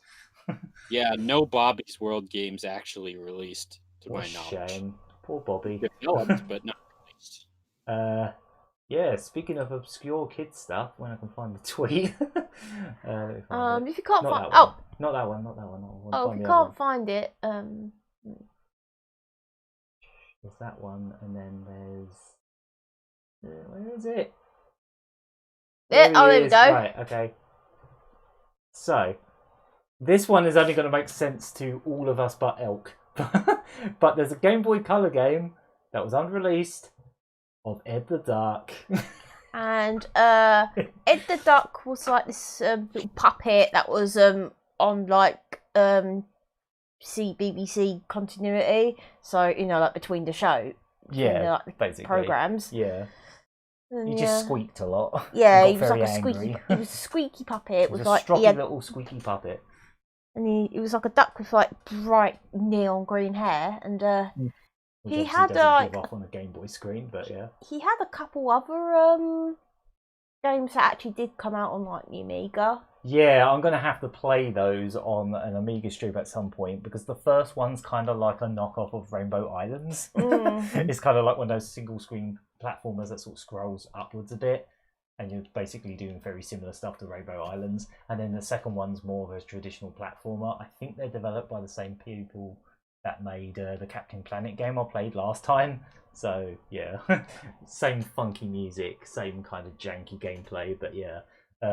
Ed the Duck games did come out, but that's not even the most fascinating thing about this game, because this game is developed by Beam Software, and this game is basically right. I'll just bring up the picture. So there was a game on the Game Boy called Baby T-Rex, right, by Beam Software, or by, I think it was published by Laserbeam or something like that. So I've just put up on the screen 4 games. One of them's called Baby T-Rex. One of them's called Acrosaur. Acrosaur. One of them is based on the film We're Back, and then another one's based on some European franchise called Bamsey. These are all the same game. These are all just reskins of Baby T-Rex. They basically reskinned this game for different regions. The Bamsey one came out somewhere in Europe. I think it was like Sweden or something. The We're Back one came out in America. And the Acrosaur one is also some form of puppet character, but from, I think, Australia or New Zealand. Oh, this Acrostar? Yeah, he's okay. He kind of looks like Animal from the Muppets to me. Kind of does. Yeah, it's basically the exact same. They're all the exact same game. They just swapped out the main sprite. And the Ed the Duck game is a fourth one of these. So it's Crazy Castle all over again. Yeah, it's like Crazy Castle, except these games are literally the exact same game. Like the backgrounds, the enemies, the same dinosaurs. It's still prehistoric. All they did is swapped out the character in every single case, and it doesn't even really look like Ed the Duck in the game. It's just this weird derpy sprite that doesn't look anything like him. So I've never heard of Ed the Duck before. Does he ever actually explore a prehistoric setting? Like, would this actually make sense for him? No. No. He just He's hangs literally out. a He just hangs out with a bloke and looks at birthday cards and squeaks. That's pretty much all he did. Okay. Yeah, so that's probably why this never came out. But then I don't know. I don't have any context for Acros, or maybe he was a similar situation where it was just some. I know there was a Pog set of him. That's all. That's the only other thing I know about that character. If there's any like Australians watching, or watching this at any point, oops, I'll put that on the screen. Well, speaking of Australia, the other game. Oh yes, we'll get to that. But yeah, I just love that this studio just had the gall to put out a game 4 times, and they almost put out a 5th. That's just stunning to me. But yeah, this one didn't get released. Obviously, it's just I just can't believe they tried so many times to re-release the same game. And the funny thing is, as well, is Baby T-Rex is basically a prequel to what would become Radical Rex on the Mega Drive and Super Nintendo. It's pretty much an early version of that game. No wonder I thought about Radical Rex when I saw that box art. Yeah, I mean, it's a dinosaur on a skateboard, so yeah. The only other time I can think of a game that did this, that just got reskinned over and over and over again, but they did sort of change the level designs at the very least, was Psycho Fox on the Master System. Oh yeah, because it got recycled onto the NES as, I can't remember what it was called on the NES, Kid Niki or something like that.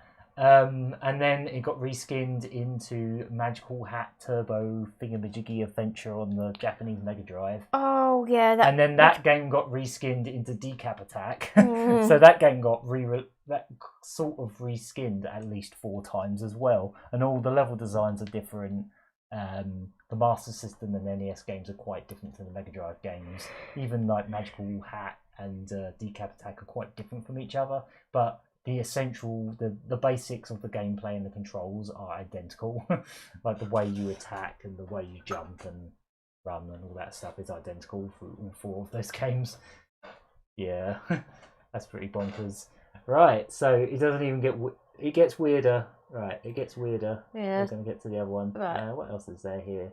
What some of these other ones are. There's a English version of the unlocalized Gargoyles Quest 2, which is cool. Pop that on the screen. It's just, so far it's mostly Game Boy games that we're getting through. Yeah, loads of unlocalized things like some Japanese versions of like Flintstones games and kinds of just random stuff in here. Right, here we go. So this is about the most random one amongst them. So there is a Japanese game that was unreleased based on the Australian kids show Johnson and Friends. Right. The Japanese name there, Asa Momoiru Zo-san, or Pink Elephant. Pink Elephant something or other? Yeah. What is it? Pink Elephant and Friends or something? What's the Japanese name? Or just Pink Elephant. Oh, okay. Yeah.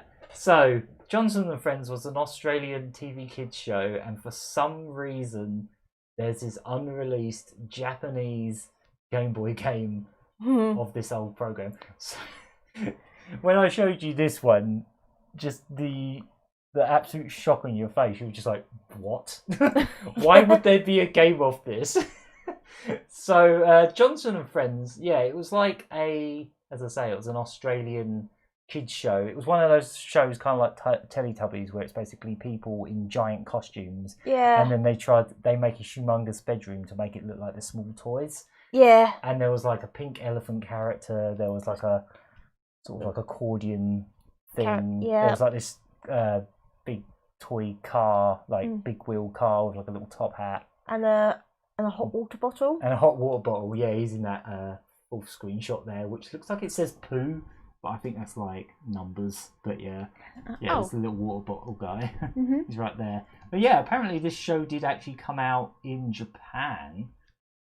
Like, it was actually quite popular over there as well. There are videos of the Japanese dub, and according to this link here, Johnson and Friends was the first Australian series to sell in Japan, and it was an instant success and had loads of like video releases and was aired on TV for quite a few years. And it had an alternate theme tune as well. Yeah, and maybe that's how this Game Boy game came about. And apparently someone's tried to look up the developer, and nothing is known about them. Like, they're not even a developer that's made anything else. Like, they can't find anything. It's really, really mysterious. Just like, well, it's not that mysterious, I suppose. It just didn't get released. But yeah, it's just amazing to see. Oh yeah, there's the Mega Man one. Rock Board. Yeah. There was a game. There was almost a Game Boy version. Yeah. That Rock Board game did come out on the Famicom. It did, yeah. This is like I'm not sure if we ever knew there was supposed to be a Game Boy version as well. Yeah, exactly. This is all kind of like new, like a lot of these. This one looks gorgeous. I know what this one is. It's called Bunko Harijimari no Mori, or Game Boy Pocket Books, The Forest of Beginnings. Yeah, this looks gorgeous. Look at that. If you played the spirits modes in Super Smash Bros. Ultimate, you might remember there's a spirit called Girl from Hajimari no Mori. This is the game that she's from. Really? So she was from an unreleased game? Oh no. Oh, it came out on Super Famicom. Okay. Yeah. Yeah, this was actually a Super Famicom game. It's just they were going to make a Game Boy Color version of it. Wow. The Super Famicom game was released. Yeah. Oh, okay. So yeah, there's a lot of like ports of like SNES and NES games that just didn't happen. And yeah, see if I can find the other big thing to come out of it. Going back to the Johnson and Friends. The actual word Momoi, that means Momori is peach coloured pink. Oh yeah. Yeah, because I thought there's a band called that. Momoriro Clover Z. Okay. Yes. Yeah, and it's like peach flower. Peach clover. I did watch quite a bit of that program as a kid. And same here. You just came up and went, "What is that?" And I was like, "I can't remember what this is. You have to remind me." And you put up some YouTube videos, and I was like, "Oh, yeah that." I remember this now. Yeah, I actually watched that quite a bit on. Was it on CITV or CBBC? It might have been something like that. But yeah, we had quite a few Australian kid shows being shown over here. I can probably name them like with like both my hands. Like both the fingers of my hands. I remember Round the Twist. Oh yeah, that. Oh god! Imagine if they found an unreleased Round the Twist game. At this point, I wouldn't even be surprised. No.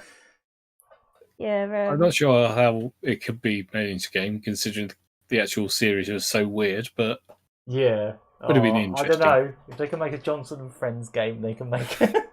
That's true. Yeah. Make bananas in pyjamas games. So there's some Wii stuff starting to pop up amongst this as well. Oh yeah, that's kind of cool. So there's quite a lot of early documents and early screenshots. Not actual prototype ROMs or ISOs yet, but they have found a bunch of Wii Sports prototype screenshots. There's not really a lot to see, but there is a couple early screenshots that show Mii's with ears. Ooh. The Mii's almost had ears. I'm kind of glad they didn't. Yeah, kind of the same. Also, there's this screenshot which appears to be for Wii Sports, but it looks more like something out of the Pilot Wings game they did on the 3DS. It's like the jetpack thing, but the jetpack seemed to be a nunchuck and a Wii remote. This does kind of remind me of that Wii Flight game that was in development by Factor 5 before. Yes, before yeah. Yeah, I don't know if this is from that or if this is I'm from Wii pretty Sports. sure this is a Wii Sports thing. It's all within the same Okay. files for Wii Sports, so apparently this is to do with that. Okay. Yeah, I think that's Not sure what sport that's supposed to be, though. the sport of jetpacking. I don't know. Maybe it was a prototype that would have ended up becoming something completely different if they continued with it. Who knows? Yeah, maybe. Yeah, I think that's mostly it so far from this Gigaleak. It's not as huge as the last one, obviously, but there might be more later. Like, obviously, that last one was just insane. It was just tons of like Mario stuff, tons of like uncovered territory, basically. Like all these things all these mysteries solved, like Elwa's real and all that kind of stuff. Oh yeah. But yeah, this one's obviously no. I don't think anything's going to come along that's as big as that leak was. That's probably going to go down as like the biggest. Just like couple days of insane news, but yeah, still really fascinating to see how many games just fell by the wayside and just they couldn't afford to publish or they just didn't bother. Like all these completed games, as far as I can tell, most of these games are complete. As far as I know, because they are lock check ROMs, so they're basically the final ROMs that were sent to Nintendo for approval, basically. Yeah, curious to know what the theme tune to Johnson and Friends would sound like in Game Boy Chip. Yeah, whether it's the original or that alternate one. Yeah, which for some reason is like English. Yeah, they had like 2 theme songs in the Japanese one, didn't they? Yeah, it's like a vocal one and the original. But yeah, and the vocal one's in English. Apparently, a song by a group that appeared on Sesame Street fairly regularly called 14 Karat Soul. Oh, yeah. So, yeah, it could be in English. I'm just going to put up a little video of this show just to give you some context, because otherwise you're going to have no idea what we're talking about and you're going to be like, why are they talking about this so much? I don't know any of these Australian shows. I mean, I only know about it because it showed on UK TV, but yeah, this is what it was. Yeah. This is what this Game Boy game is based on. This. I'm already not surprised that this took off in Japan. Yeah. Well, he's like a pink elephant for a start. Yeah. Oh, I know who Ron Saunders is. I've heard that name before. Apparently, the Japanese voice cast are actually all like Western actors that can speak Japanese, like multilingual voice actors that can speak in Japanese. That's cool. Yeah. Yeah, you get the idea. That's kind of like how when Antonio Banderas did the voice of Puss in Boots for Shrek 2, he also voiced Puss in Boots for the French and Spanish dubs because he speaks all those languages. Ah, interesting. Yeah. Yeah. Huh. Neat. Right. Yeah, I guess that's that. I think what else we can even talk about. I guess we could talk about the Toaplan re-releases, because I think we mentioned on a previous podcast about the fact that Retro Bit Gaming were basically putting up these little teaser videos of Truxton, Hellfire, Fireshark, and Zero Ring, and they finally revealed what exactly this is. So they're going to be re-releasing all 4 of those games for the Mega Drive on cartridge as collector's editions. I'll just pop up the tweet here. I was kind of hoping this was going to be a multi-cart, because they have done multi-carts in the past for the Super Nintendo, like that Data East collection they did. I believe you have, Elk. The what collection? The Data East multi-carts. Oh, yeah, those. Yeah, I have all 4 of those original multi-carts. 3 of them were Data East, and the last one was Jalico. That's it, yeah. So I was really hoping this was going to be a multi-cart of all 4 games, because there's probably a way that could be done. But no, they have to milk it. They're going to release every single one of them individually, $60 a pop, 3,500 copies each, in these weird, colourful cartridges, like not even 3,000. It's 250. 2,500 of each. Oh, for God's sake. I hate this. Like, if it was a multi-cart, that'd be great, because people that haven't been able to buy the original Mega Drive versions could just get one game and it's got all 4 on it. That'd be fantastic. These Or are even really... if they weren't, or even if they weren't doing that, they could at least make a cheaper regular version of these games without all the extra fluff. Yeah, I mean, 'Cause they're that's probably what going would- to cost the same no matter what, because, Maybe, but like that's remaking... I don't even know how they go about making, like, new Mega Drive cartridges, but there must be some way they can just build a new PCB and all that.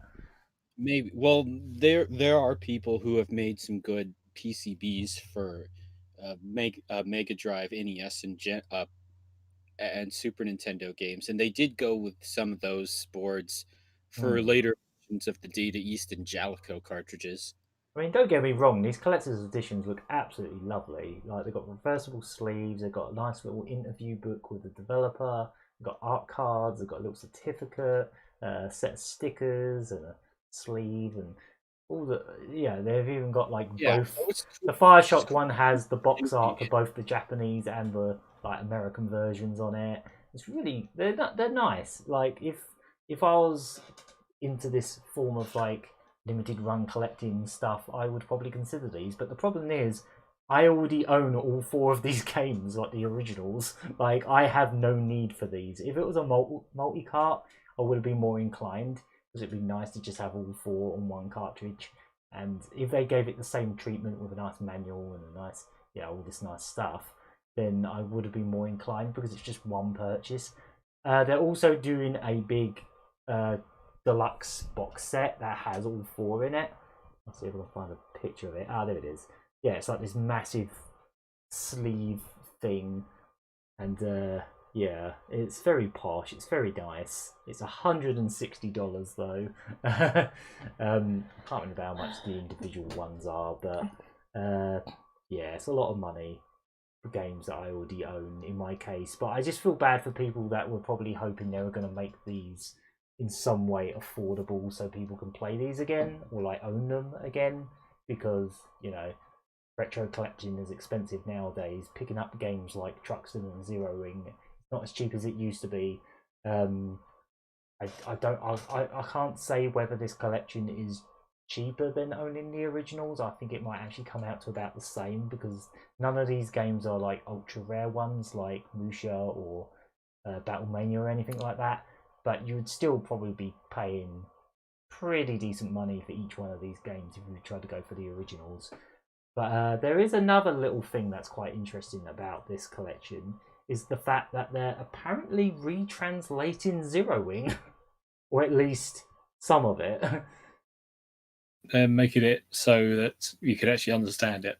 Yeah, but also they're keeping the original English opening because they didn't want to mess with the meme, I guess. Mhm. But there is like multiple endings in this game where Cat shows up and says all this kind of stuff, and they have actually gone in and retranslated it. So this is technically a new revision of Zero Ring. That makes me more interested. That is actually kind of cool. This is basically a patched version of the game. Oh, they're also going to be doing LPs of three of the game soundtracks as well. God's sake, they're just trying to like purge money from me. Well, they're trying, but they're not gonna get me, because in the case of the games, I already freaking own them. But yeah, I don't know. They're nice, but at the same time, we've talked about how don't really like how games are becoming a bit of a like exclusive club, like Yeah, for people with lots of money and time. I know Tom was talking about Murray Curry was talking about this on the Final Fantasy stream the other day. Yeah, how they've turned it into like this exclusive club where it's a struggle to just buy a thing, and they don't make enough copies. It's just like, oh, we'll only make 2,000, even if 10,000 people want this, we'll only make 2,000. It's that kind of... It's awkward, In the case of limited run, I think I've mentioned this before, but they basically they see how many pre-orders they get, and then they like round it up to the nearest 1,000, how many they print. So in their case, they're not like doing like, oh, there's only 3,000 copies. Like if 10,000 people pre-order it, they will make 10,000 copies. that's how limited run works. They're a bit different in that respect. Whereas in the case of these Toaplan things, 2,500 copies. Good luck getting one. Yeah, fight. You just have to sit on the website and know exactly when it's going up. Oh, it says on here actually. Funnily enough, limited run games are going to be distributing these as well. By the looks of it, it says on here from what is it? From tomorrow at 12 p.m. ET, you'll be able to pre-order these. But you know, if you don't own these games and you've got the time and the money to do it, then go ahead. But for me, I'm a little bit disappointed by this announcement. I was really hoping for a multi-cart, as kind of redundant as that would be for me with like an EverDrive, which is the ultimate multi-cart. But if they did some kind of nice little collector's edition where all 4 games are on the cart, but you also get like all those little extras, I would have been a bit more interested. But the fact that they're all individual releases, unlike their date release games, that's the thing. They've done multi-carts in the past, so it just feels like they're just milking this for all it's worth in a way.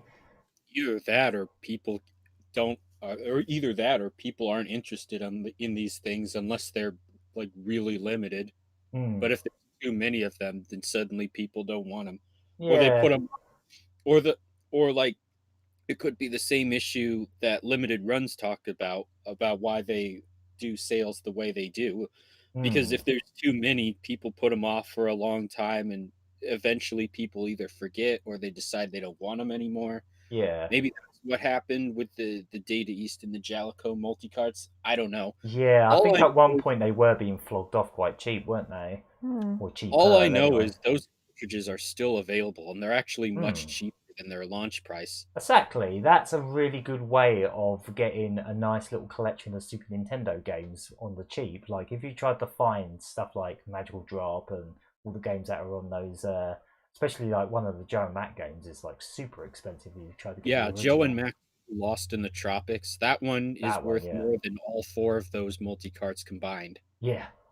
Yeah, so that's what I mean. They Retrobit Gaming. They do make reasonably priced cartridges with multiple games on them. So I just don't really understand why they haven't done that with this. Like a Toaplan collection for the Mega Drive would have been absolutely cool. That would have been really cool. I'm not sure. I mean, I've never actually expected these on multi-carts, because I remember when they were teasing these a long time ago, they showed them in individual cartridges, in individual prototype carts.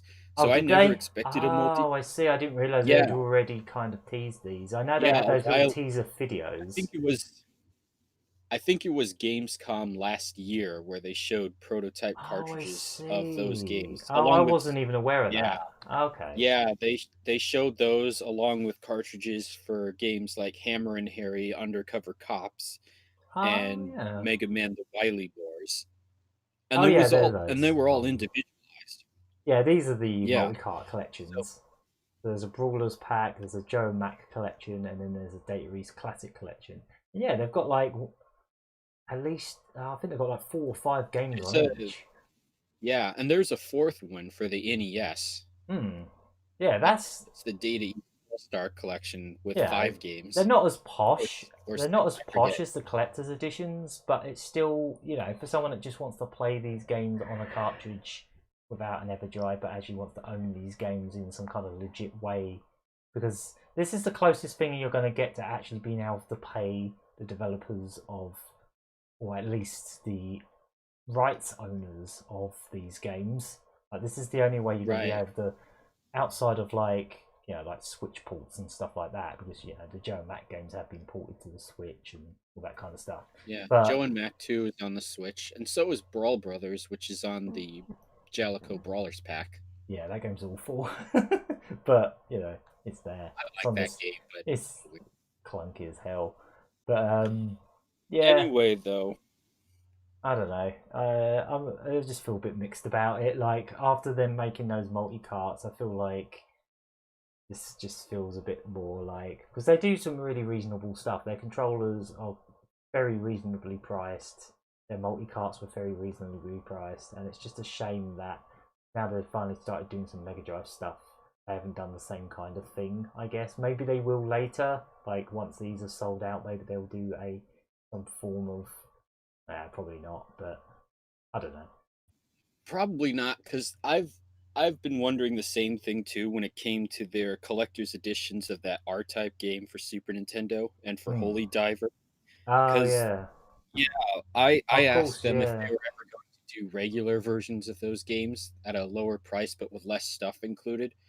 Because I was also interested in picking up those games, but I'm not so much of a huge fan of either game. Like I don't have a big heartfelt connection to those games of any kind. So Oh yeah, of I course didn't they want did Metal Storm, didn't they?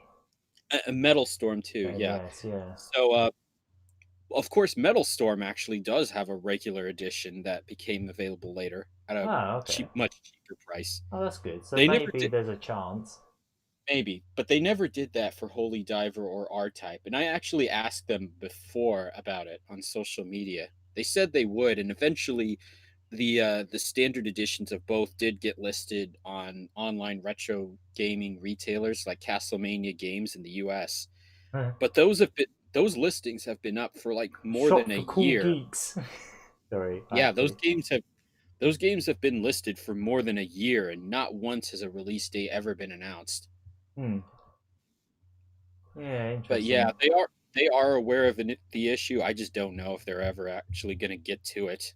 Yeah. At least they did it for Metal Storm, but with the Toaplan games, I don't think they're bad games at all.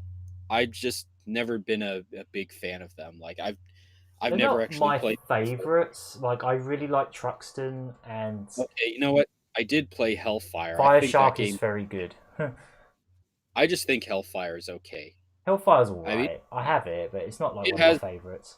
it has a neat system for attack that kind of sets it apart, but honestly, I don't find it all that interesting. Zero Ring and Hellfire are kind of similar to each other in some ways. They kind of feel like the same thing. And a lot of The other Toaplan games, games, but like Truxton's probably my favourite out of the four. Fire Shark is also very good. I know both Shelf Gamer and Murray Curry have a very big fondness for that game because it was probably one of the first shooters they ever played. So yeah, because if you go back to like some of our very first videos on the channel, like the Lucky Hit episodes, there is a little review of Fire Shark in one of those. oh, really? Yeah, there is. Yeah, as I say, I think it was one of their first ever shmups, I guess. So it was like the first time they discovered that kind of game as a kid. So yeah. Yeah. So if anyone out there is a really huge fan of any of these games or all four of them, then sure, these collector's editions will be fine for you, I'm sure. And good luck getting them. I'd Yeah. say you did it. Yes, you. It's just I'm talking to you personally. Just don't it, take that it just too feels like a personally. bit of a rat race sometimes, doesn't it? Just to own Sometimes, yeah, things. because I was interested in picking up these games. I just didn't want to buy an expensive collector's edition, especially if it's limited. Yeah, bit of a bummer. So at But the yeah. same time, when they did the R-Type and the Holy Diver collector's editions, it actually took them more than 2 years to sell out of both of them, and I think those were also limited to around 2,500 copies each. It got to the Yeah. point where stores that were selling them actually had to discount them in order to get rid of their remaining stock. Now, if they did the same exact thing, but for games like the Battlemania games, I would be all over it. Like those like these Toaplan games, as I've said, they're not the most expensive shmups on the Mega Drive. You can get these semi-reasonably. Like they're not like they're not three-figure number games, you know. But if they put Battlemania 1 and 2 translated, officially re-released in this fashion, I would be all over that shit. Isn't it? That's the irony. That's the irony. I don't think I love these games enough to justify buying them again. But in the case of Battlemania, I don't own them. My best bet is to own a repro, but that's unofficial. But if they did an official version of Battlemania in that nice condition, like that nice collector's edition thing, Not really a big fan of the multicolored cartridges, I have to say. Like the transparent cartridges, they're a little bit tacky. But like, if they did the same treatment for something like those games, or like other super rare games like Eliminate Down or something like that, I'd be a bit more interested. Especially if they were like, what, $50-$60.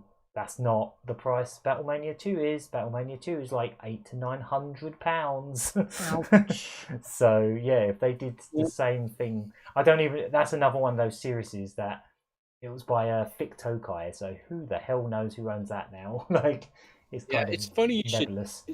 It's funny you should bring that up. I remember in an interview for the Mega Drive Mini, the director in charge of it, I forget his name, but he's been working for Sega since the actual Mega Drive years.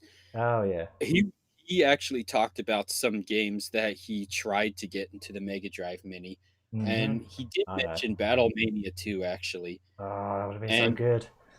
Yeah, he said that he couldn't get it because he doesn't know exactly where the rights to Vic Tokai's back catalog lie today. Yeah, that's a real shame. It's one of those companies' games that I really wish Sega could somehow get their hands on, kind of like they did with Technosoft. If it came out one day that Sega just went, "Oh, hey, we bought out Vic Tokai's library," I'd be like, "Yes, yes!" I'd be so hyped. Like, especially like with Technosoft, I was really happy about that because finally, them games are actually getting re-released again, and like they're acknowledging them again. Whereas like Thick Tokai, they had some really good games, and they do have some close ties with Sega. Like the characters from Battlemania actually make a cameo in Sega Gaga or Sega Gaga, so they do have some pretty close ties to Sega, including they developed Columns 3 for the Mega Drive. So yeah, I don't know who owns Thick Tokai. They also made Decap Attack and Psycho Fox, which you were talking about earlier. Yes, they did. Yeah, they were the guys responsible for recycling that game 4 times. Yeah, funny enough. That's Sega retained the publishing rights to Psycho Fox and Decap Attack since then, which is how they're able to re-release those games today. Exactly. Yeah. But yeah, if Sega ever found a way to get the rights to Vic Tokai's library, which includes games like Socket, aka Time Dominator First, I would be quite happy if they could do like re-releases of those games. Like if they're trying to find games to put on future Mega Drive collections that they haven't re-released before, then they've got the Technosoft library now, so there's quite a few games there that haven't been re-released. Like what's that game called? Elemental Master? That's the one, yeah, Elemental Master. They actually made a reference to that in the Sega Ages, one of the more recent Sega Ages games, where like the Sega girls come up at the start. The guy from Eliminate Down is one of them. So I was like, yeah, they actually, not Eliminate Down, Elemental Master. Eliminate Down is a game with a really freaky cover. I don't know what that game is. It's got a really disturbing front cover with like this worm creature on it that looks wrong. Yeah. Yeah, I guess that'll do for the news this week. There isn't really that much, but we still managed to have plenty to talk about. From Wednesday, we should hopefully know the actual price and the release date of the PlayStation 5. So I guess that's what we'll be talking about next week, and whatever else comes up. Hopefully Super Monkey Ball 3 or just 1 and 2 remake. That'll be fine. I'll be happy with that. They're probably not going to be in the PlayStation 5 video, of course. Probably maybe not. Show. I don't know. Yeah, I mean that is on its way, isn't it? Tokyo Game Show. There is also a big rumor involving Square Enix related to the Sony event. Apparently, this is just rumors, so this might be complete bollocks. But they might be showing the next mainline Final Fantasy at this event.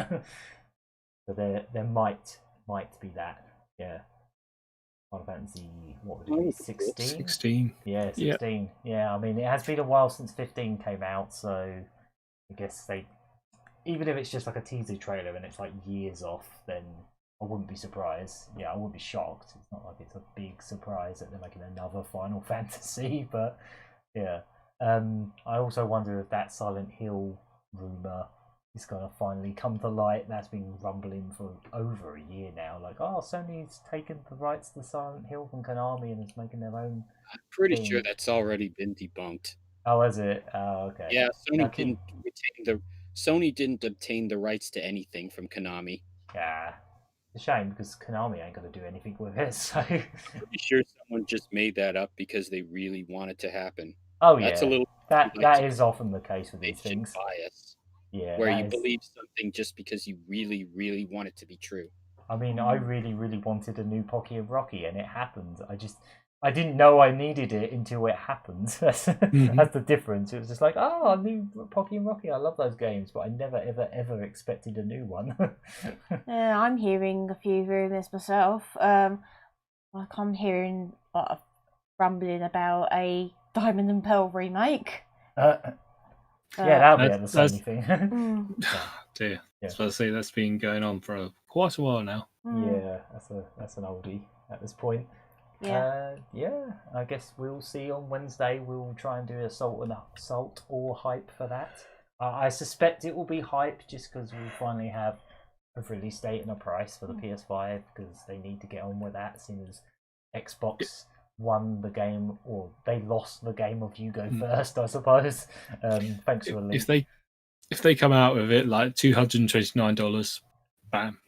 They've won, but I can't see that. That's not going to happen. You've seen the size of the PS5. It is a massive machine. That thing is going to be expensive. Does anyone want to take bets, like what kind of prices they're both going to be? The numbers I keep seeing running around is $399 for the digital only one and $499 for the one with the disc drive. Mm-hmm. That seems plausible. I'm predicting $599 for the one with the disc drive and $499 for the digital one. $599 US. Yeah. Yeah, we'll see, I guess. My bet is Sony thinks we'll be more accepting of that price today than we were in 2005. Yeah, this could be interesting. I feel like this could either be Sony does good or Sony repeats PS3. Like, that's what happened with the PS3. Like, they got too smug about the PS2 and thought, oh, we'll just make this ultra powerful machine that's not actually that easy to program for, and we'll charge far too much for it. And then we'll eventually claw the money back. And yeah, I don't know. There was a YouTuber who coined the name the third console curse, where when a developer releases their third game console, that's when they start getting overconfident and it really bites them. So for Sony, that was the PlayStation 3. For Sega, that was the Saturn. Nintendo, the Nintendo 64, and then more recently with Microsoft, the Xbox One. Yeah. I mean, wouldn't technically the Master System be Sega's third, but they're all kind of variants of the same system. In the Western world, the Saturn was their third console. Yeah, true.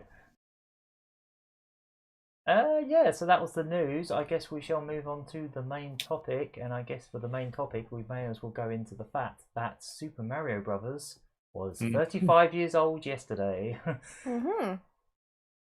Yeah. Oh, wow. I presume, is this anniversary just for Super Mario Brothers, or is it for Mario Bros? It is for Super Mario. That's confusing. To me, that's silly. That's like, so it's not the 35th anniversary of Mario full stop. It's the 30th. So how much older is Mario Bros? Is it like a year older? Mario Brothers is from 1983, so it would be 37 years old this year. Huh. Okay. Yeah. That's same age as me. Is it just me, or is this anniversary a bit like weird? Like, you'd think they would count Mario's anniversary as when the character debuted, or at the very least when Mario Bros debuted, because Mario Bros is called Mario Bros. I'm guessing. I guess that Super Mario Brothers is really the first game that really established the Mushroom Kingdom, the overarching world, and all the other characters of Super Mario, which is where the other games take from. Whereas none of that stuff really was really established in Mario Brothers I or mean, Donkey when Kong. they do the anniversary for Street Fighter, they don't just do the anniversary for Street Fighter 2, do they? Even though Street Fighter 1 is complete garbage, they still count that as the start of the series because it's the start of the series. Yeah, I just anniversary think it's a strange decision because it makes the series sound younger than it actually is by a couple years. Yeah, when you think about it, would it be Donkey Kong's?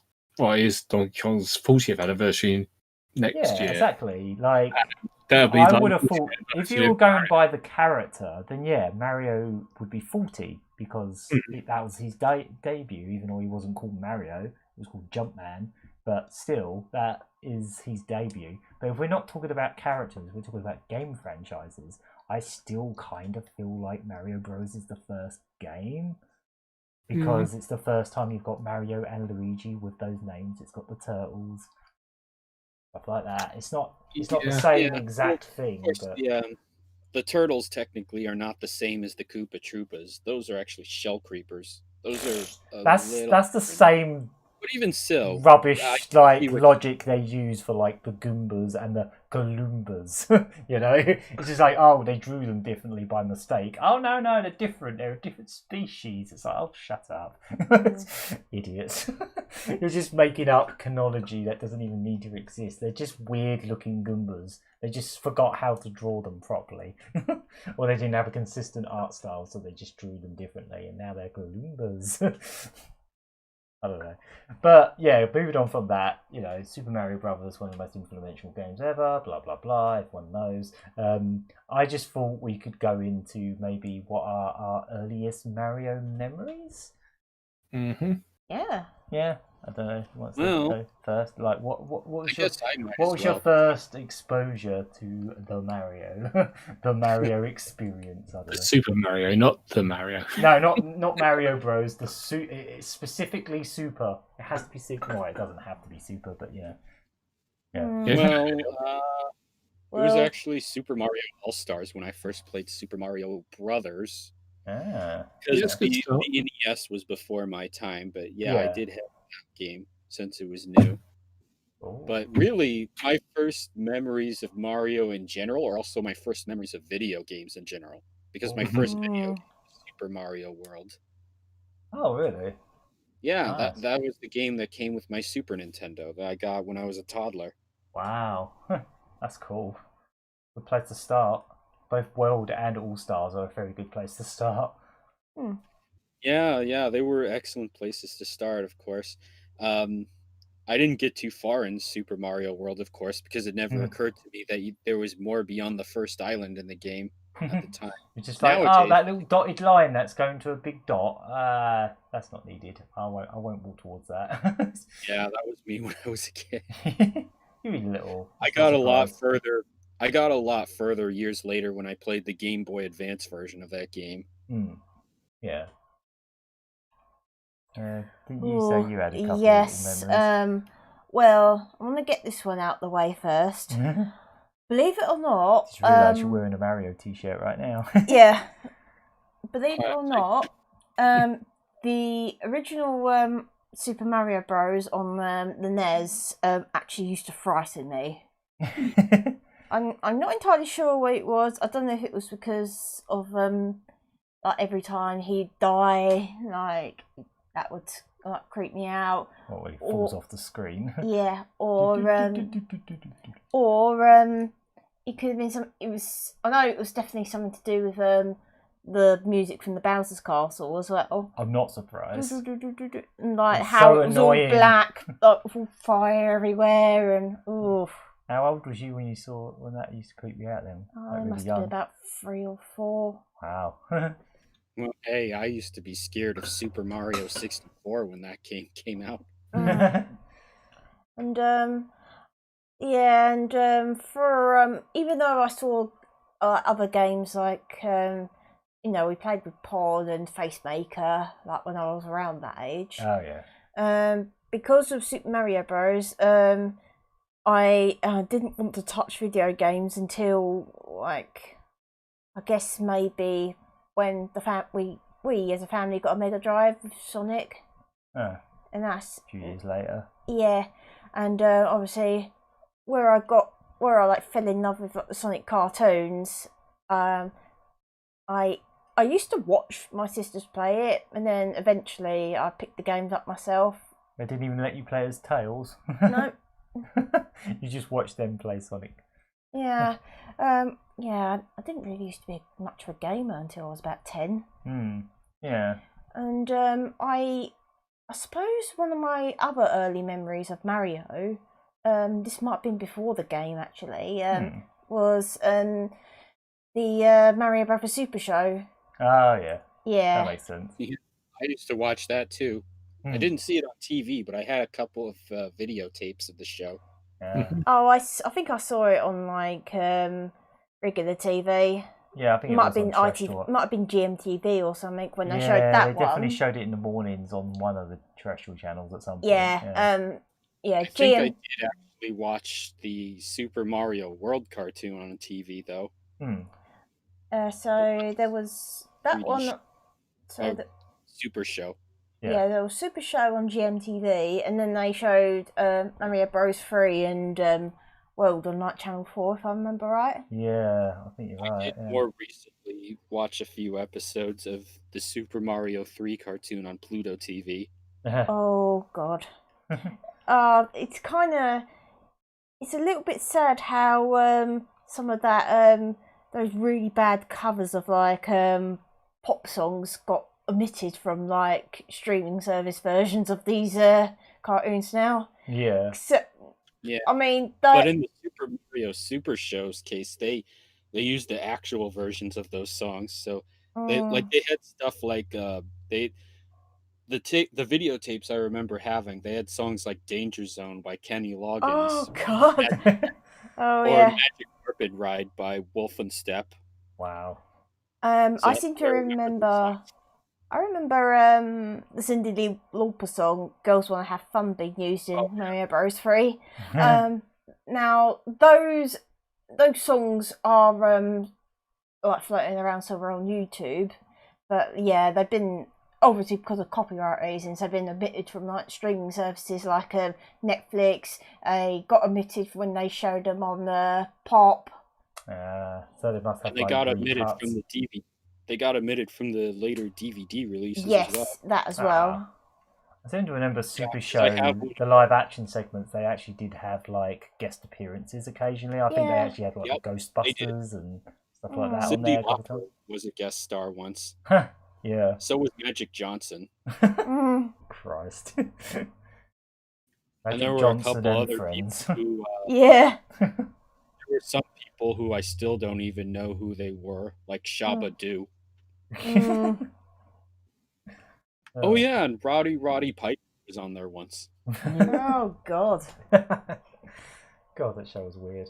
That might actually be one of my earliest memories of Mario as well. Was the Super Show being on TV? But I think the first game I played might have been either Mario Bros 3 or Mario Bros 1. I can't remember which one came first, but I basically played it at a friend's house. He had the Mario Bros and Duck Hunt cartridge with the light gun, and we played loads of Duck Hunt and quite a bit of Mario Bros. And this was when I was about 4, maybe. And then I did eventually get a NES myself with, I think I had Mario Bros 3, but I didn't have the first one.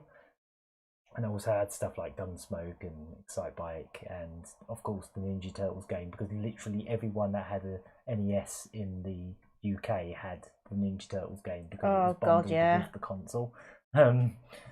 Most NESs in the UK were actually bundled with that first Ninja Turtles game, the really awful one. I did hear that before. That was interesting. It wasn't until then when people in Europe started buying an NES. Yeah, exactly. It wasn't really that big of a thing here because 1, we got it years after America. 2, it cost way more than the Master System, so most people had Master Systems because they were cheaper. And yeah, or in most cases, most people actually had 8-bit computers like C64s and Amstrads and Spectrums because they were just so much cheaper. The games were like a few pounds compared to like Master System and NES games that were like 30, 40, 50 pounds, you know. Kind of like how I said a few times about how we had the Acorn Electron first. Ah, yeah. We had a NES we did have a NES as well with the Duck Hunt and Mario Kart. Oh, but yeah. obviously because I was like frightened of the Mario music and that. Yes, I hated it. I barely touched games The song like is obnoxious. at that time. Yeah. You weren't really fast. You're like, no, I hate it. I'll never like games. Well, It's settled. that was I'll never like them. Yeah, until I started playing like ones on the Acorn Archimedes, like Badger Trails at school. Yeah. So yeah, I think my earliest memory of Super Mario Bros. Is probably Super Mario Bros. Like the actual NES game, like playing it at someone's and then owning a copy of. I can't. My memory's a little bit fuzzy about the whole NES situation because I know we definitely had one, but it wasn't for long. And I think I remember playing the NES more at my cousin's than I actually played it on my own one because I think our one just didn't work. Like it barely worked. Like I think we might have bought it second hand or something, and it was doing that bloody blinking screen thing all the time.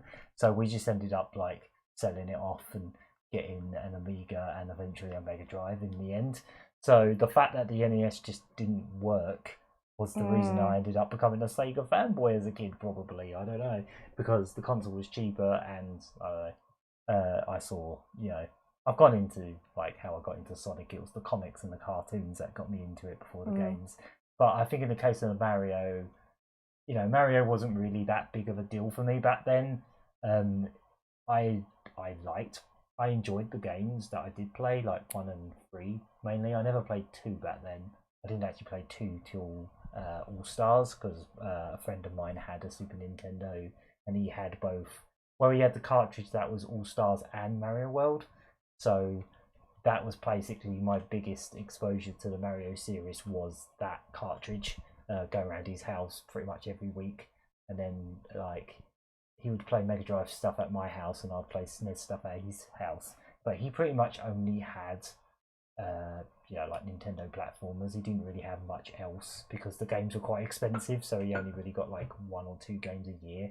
So they had to be good games. So yeah, I think he got his SNES with All Stars and Mario World, and then he also had stuff like Donkey Kong Country 1. I can't actually remember what else he had, but yeah, that was where I mostly played the Super Mario Bros. Games, was on the Super Nintendo more than anything. I don't think I really played them all that much on the NES because the fact that the thing barely worked. Oh yeah. What about you, Hunk Thunder? Well, it was on the NES. I played Super Mario Bros., which was my first experience of it. Oh, cool. One thing that I do remember at the time, basically, I was a Commodore 64 gamer. Oh, yeah. And all of my games were on tape. And what people might not understand nowadays, it did actually take 10 whole minutes for a game to load from a tape to the computer. Yeah. Which took, well, for me at the age of about 5, it seemed like a lifetime for a game to load. So, so seeing a cartridge-based game, I bet that was mind blowing. Yeah, it was. Just plug it in, bink, done. Well, if you're lucky, if you have a working NES. I was just like, well, where's the loading time? Why is this game starting now? I wasn't prepared for this. I was ready to go get a glass of milk and some make a sandwich while I'm waiting. So yeah, it was a bit of a revolutionary moment for me. Just like seeing the game being loaded up straight away. Yeah. And yes, just seeing. Well, there wasn't any sort of anything like Mario on the Commodore 64. I know there's Gianna Sisters, which obviously wasn't actually released. Yeah, it kind of got pulled from shelves before it barely had a chance to exist. So yeah, literally, the rug was pulled under from its feet before it even hit the shelves. But yeah, just seeing it like flow so fast and going from one point to the other, like from the start of the level to the flagpole. That was just mind blowing. And then what really, really blew my mind was on World 1-2 when you go up above the level, Oh, yes. around, Yeah. skip most of the level. I just thought, I'm a genius. No one else has discovered this. I'm running across the level. So yeah, that's what I felt like at the age of 5. So yeah, it was a good start, and I didn't actually get my own Mario game until it must be Super Mario Land on the Game Boy. Oh. Oh, it's another Mario game, and I really liked it. Mm. Oh, Then- yeah. I forgot to. I didn't even think to talk about Mario Land. I didn't have Super Mario Land, but I did have Super Mario Land 2 on Game Boy. Mhm. That one was excellent as well. It was. I've got both of them on my 3DS on the Virtual Console on it. Hmm. And a rather interesting story about Super Mario Land. Oh, yeah. I was a very naughty boy at school one day. I took my Game Boy into school. Mm. No one else knew it. Oh, no. I'll do that. Yeah. So one particular afternoon, I don't know if it was like the end of term or whichever happened.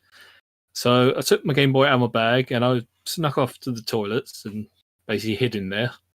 And it was actually the first time I completed Super Mario Land. On the toilet in the school. The toilet. Mm. So yeah, that's Wow. actually the first time I completed a Mario game at all. Wow. Mm. On the toilet On the at- crapper. when I should have had it in the first place. That's brilliant. Yeah. I'm sorry, but I just need to put up the original box art for the Great Guiana Sisters because it is amazing. I love this so much. It's the most British thing I have ever seen. Mm. The brothers are history. That is so British, it hurts. I love it. Yeah. Like, you can't not love this picture. It's wonderful. I love the fact that it makes a point that it's a colour monitor. Colour monitor. Yeah. I know for a lot of British gamers, obviously the whole thing you were saying about cartridges just like blowing your mind. Like the NES was technically the first game system I ever played, so obviously I'm too young to have been in that era of, or just missed out on that era of like C64 and stuff, even though it was going well into the 90s, you know. But like yeah, I wasn't about for that kind of like stuff. Obviously, I had an Amiga, but that wasn't like 10-minute loading. That was more like a minute loading. Yeah. At the worst. With the drive. Yeah, that. Mhm. But yeah, in the case of Mario Land, I didn't actually play that till much later. I think I played that in like, must have been like 97, 98, because I had my first handheld was the Game Gear, but then I sold my entire Game Gear collection, which included practically every Sonic game, which I really regret. But I ended up, the reason I did that was because I wanted to get a Game Boy Pocket, because this was around the time that the Game Boy camera came out, and I was like, I really want the Game Boy camera. So I ended up getting a Game Boy Pocket and a Game Boy camera, and obviously I got my hands on Mario Land 1 and 2 around the same time. I really fell in love with those games, especially the first one. I love Mario Land 1 to this day. It's still one of my favourite Mario games. Mm-hmm. It is short and sweet. Yeah, oh yeah. I think that's probably why I liked it, because I could actually complete it as a kid. Like I don't think I had the patience for the other, like the NES Mario games and that. In the case of like All Stars, that was a bit more palatable because it had a save feature, so I could come back to it. Like next time I went around my friend's house, you know, we did actually beat at least a few of those games. I think we beat 1 and 3. Maybe 2, I can't remember, but we definitely played 1 and 3 the most, and I think we tried Lost Levels but didn't get far in that. But yeah, the fact that they had save features really helped. Like, I don't think I had the patience for the NES games because I was just too young to really, you know, have the patience. But yeah, yeah, Happy birthday, Super Mario. Not Mario, Super Mario Bros.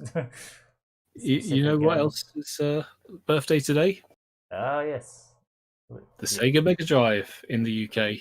The UK version, wow. yeah. Apparently it was today, So that it released. Guys, if you didn't acknowledge this, because I wasn't going to remind you.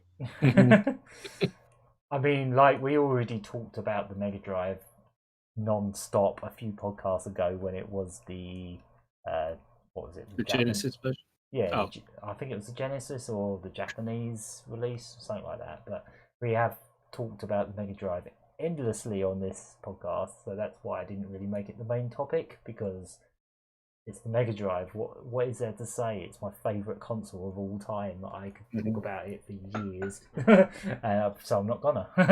I thought we should talk about something a bit more out of my comfort zone, like Super Mario Brothers. Yeah. I think Well, at least you acknowledged it. Oh yeah. To be honest, I didn't realise there was a pinpointed release date for the Mega Drive in the UK. I always thought it was a little bit vague, because I didn't realise there was an exact date. Yeah, it's probably like distributed in different parts of the country, and whatever got their console first, they would actually just put in the shop window and it would sell. Yeah, possibly. It's possible the Mega Drive might have launched in other European countries on different dates. I don't really know. Yeah, I guess so. Yeah. Yeah, I don't know what to say really. It's just, the Mega Drive came out in the UK today. Not today this year, but today. Today, 30 years ago. 30 years ago. Yeah. Many hot dogs ago. Many hot dogs ago. Yeah, there you go. Yeah. Right. I guess that's a good place to wrap up this podcast. It's getting quite late. I want to go to bed, or get the washing done and then go to bed, or something. I don't know. Yeah, we are on that was episode 88. It looks like 2 egg timers with that font. Or if you put an extra 8 there, it's the old teletext code for our subtitles. Oh yeah. Yeah, we'll get to that episode soon enough. Yeah, it won't be long. I actually calculated it, and if we keep this thing going weekly, we should get to episode 100 by the first week of December. So look forward to that, I guess. We'll do our 100th podcast by then.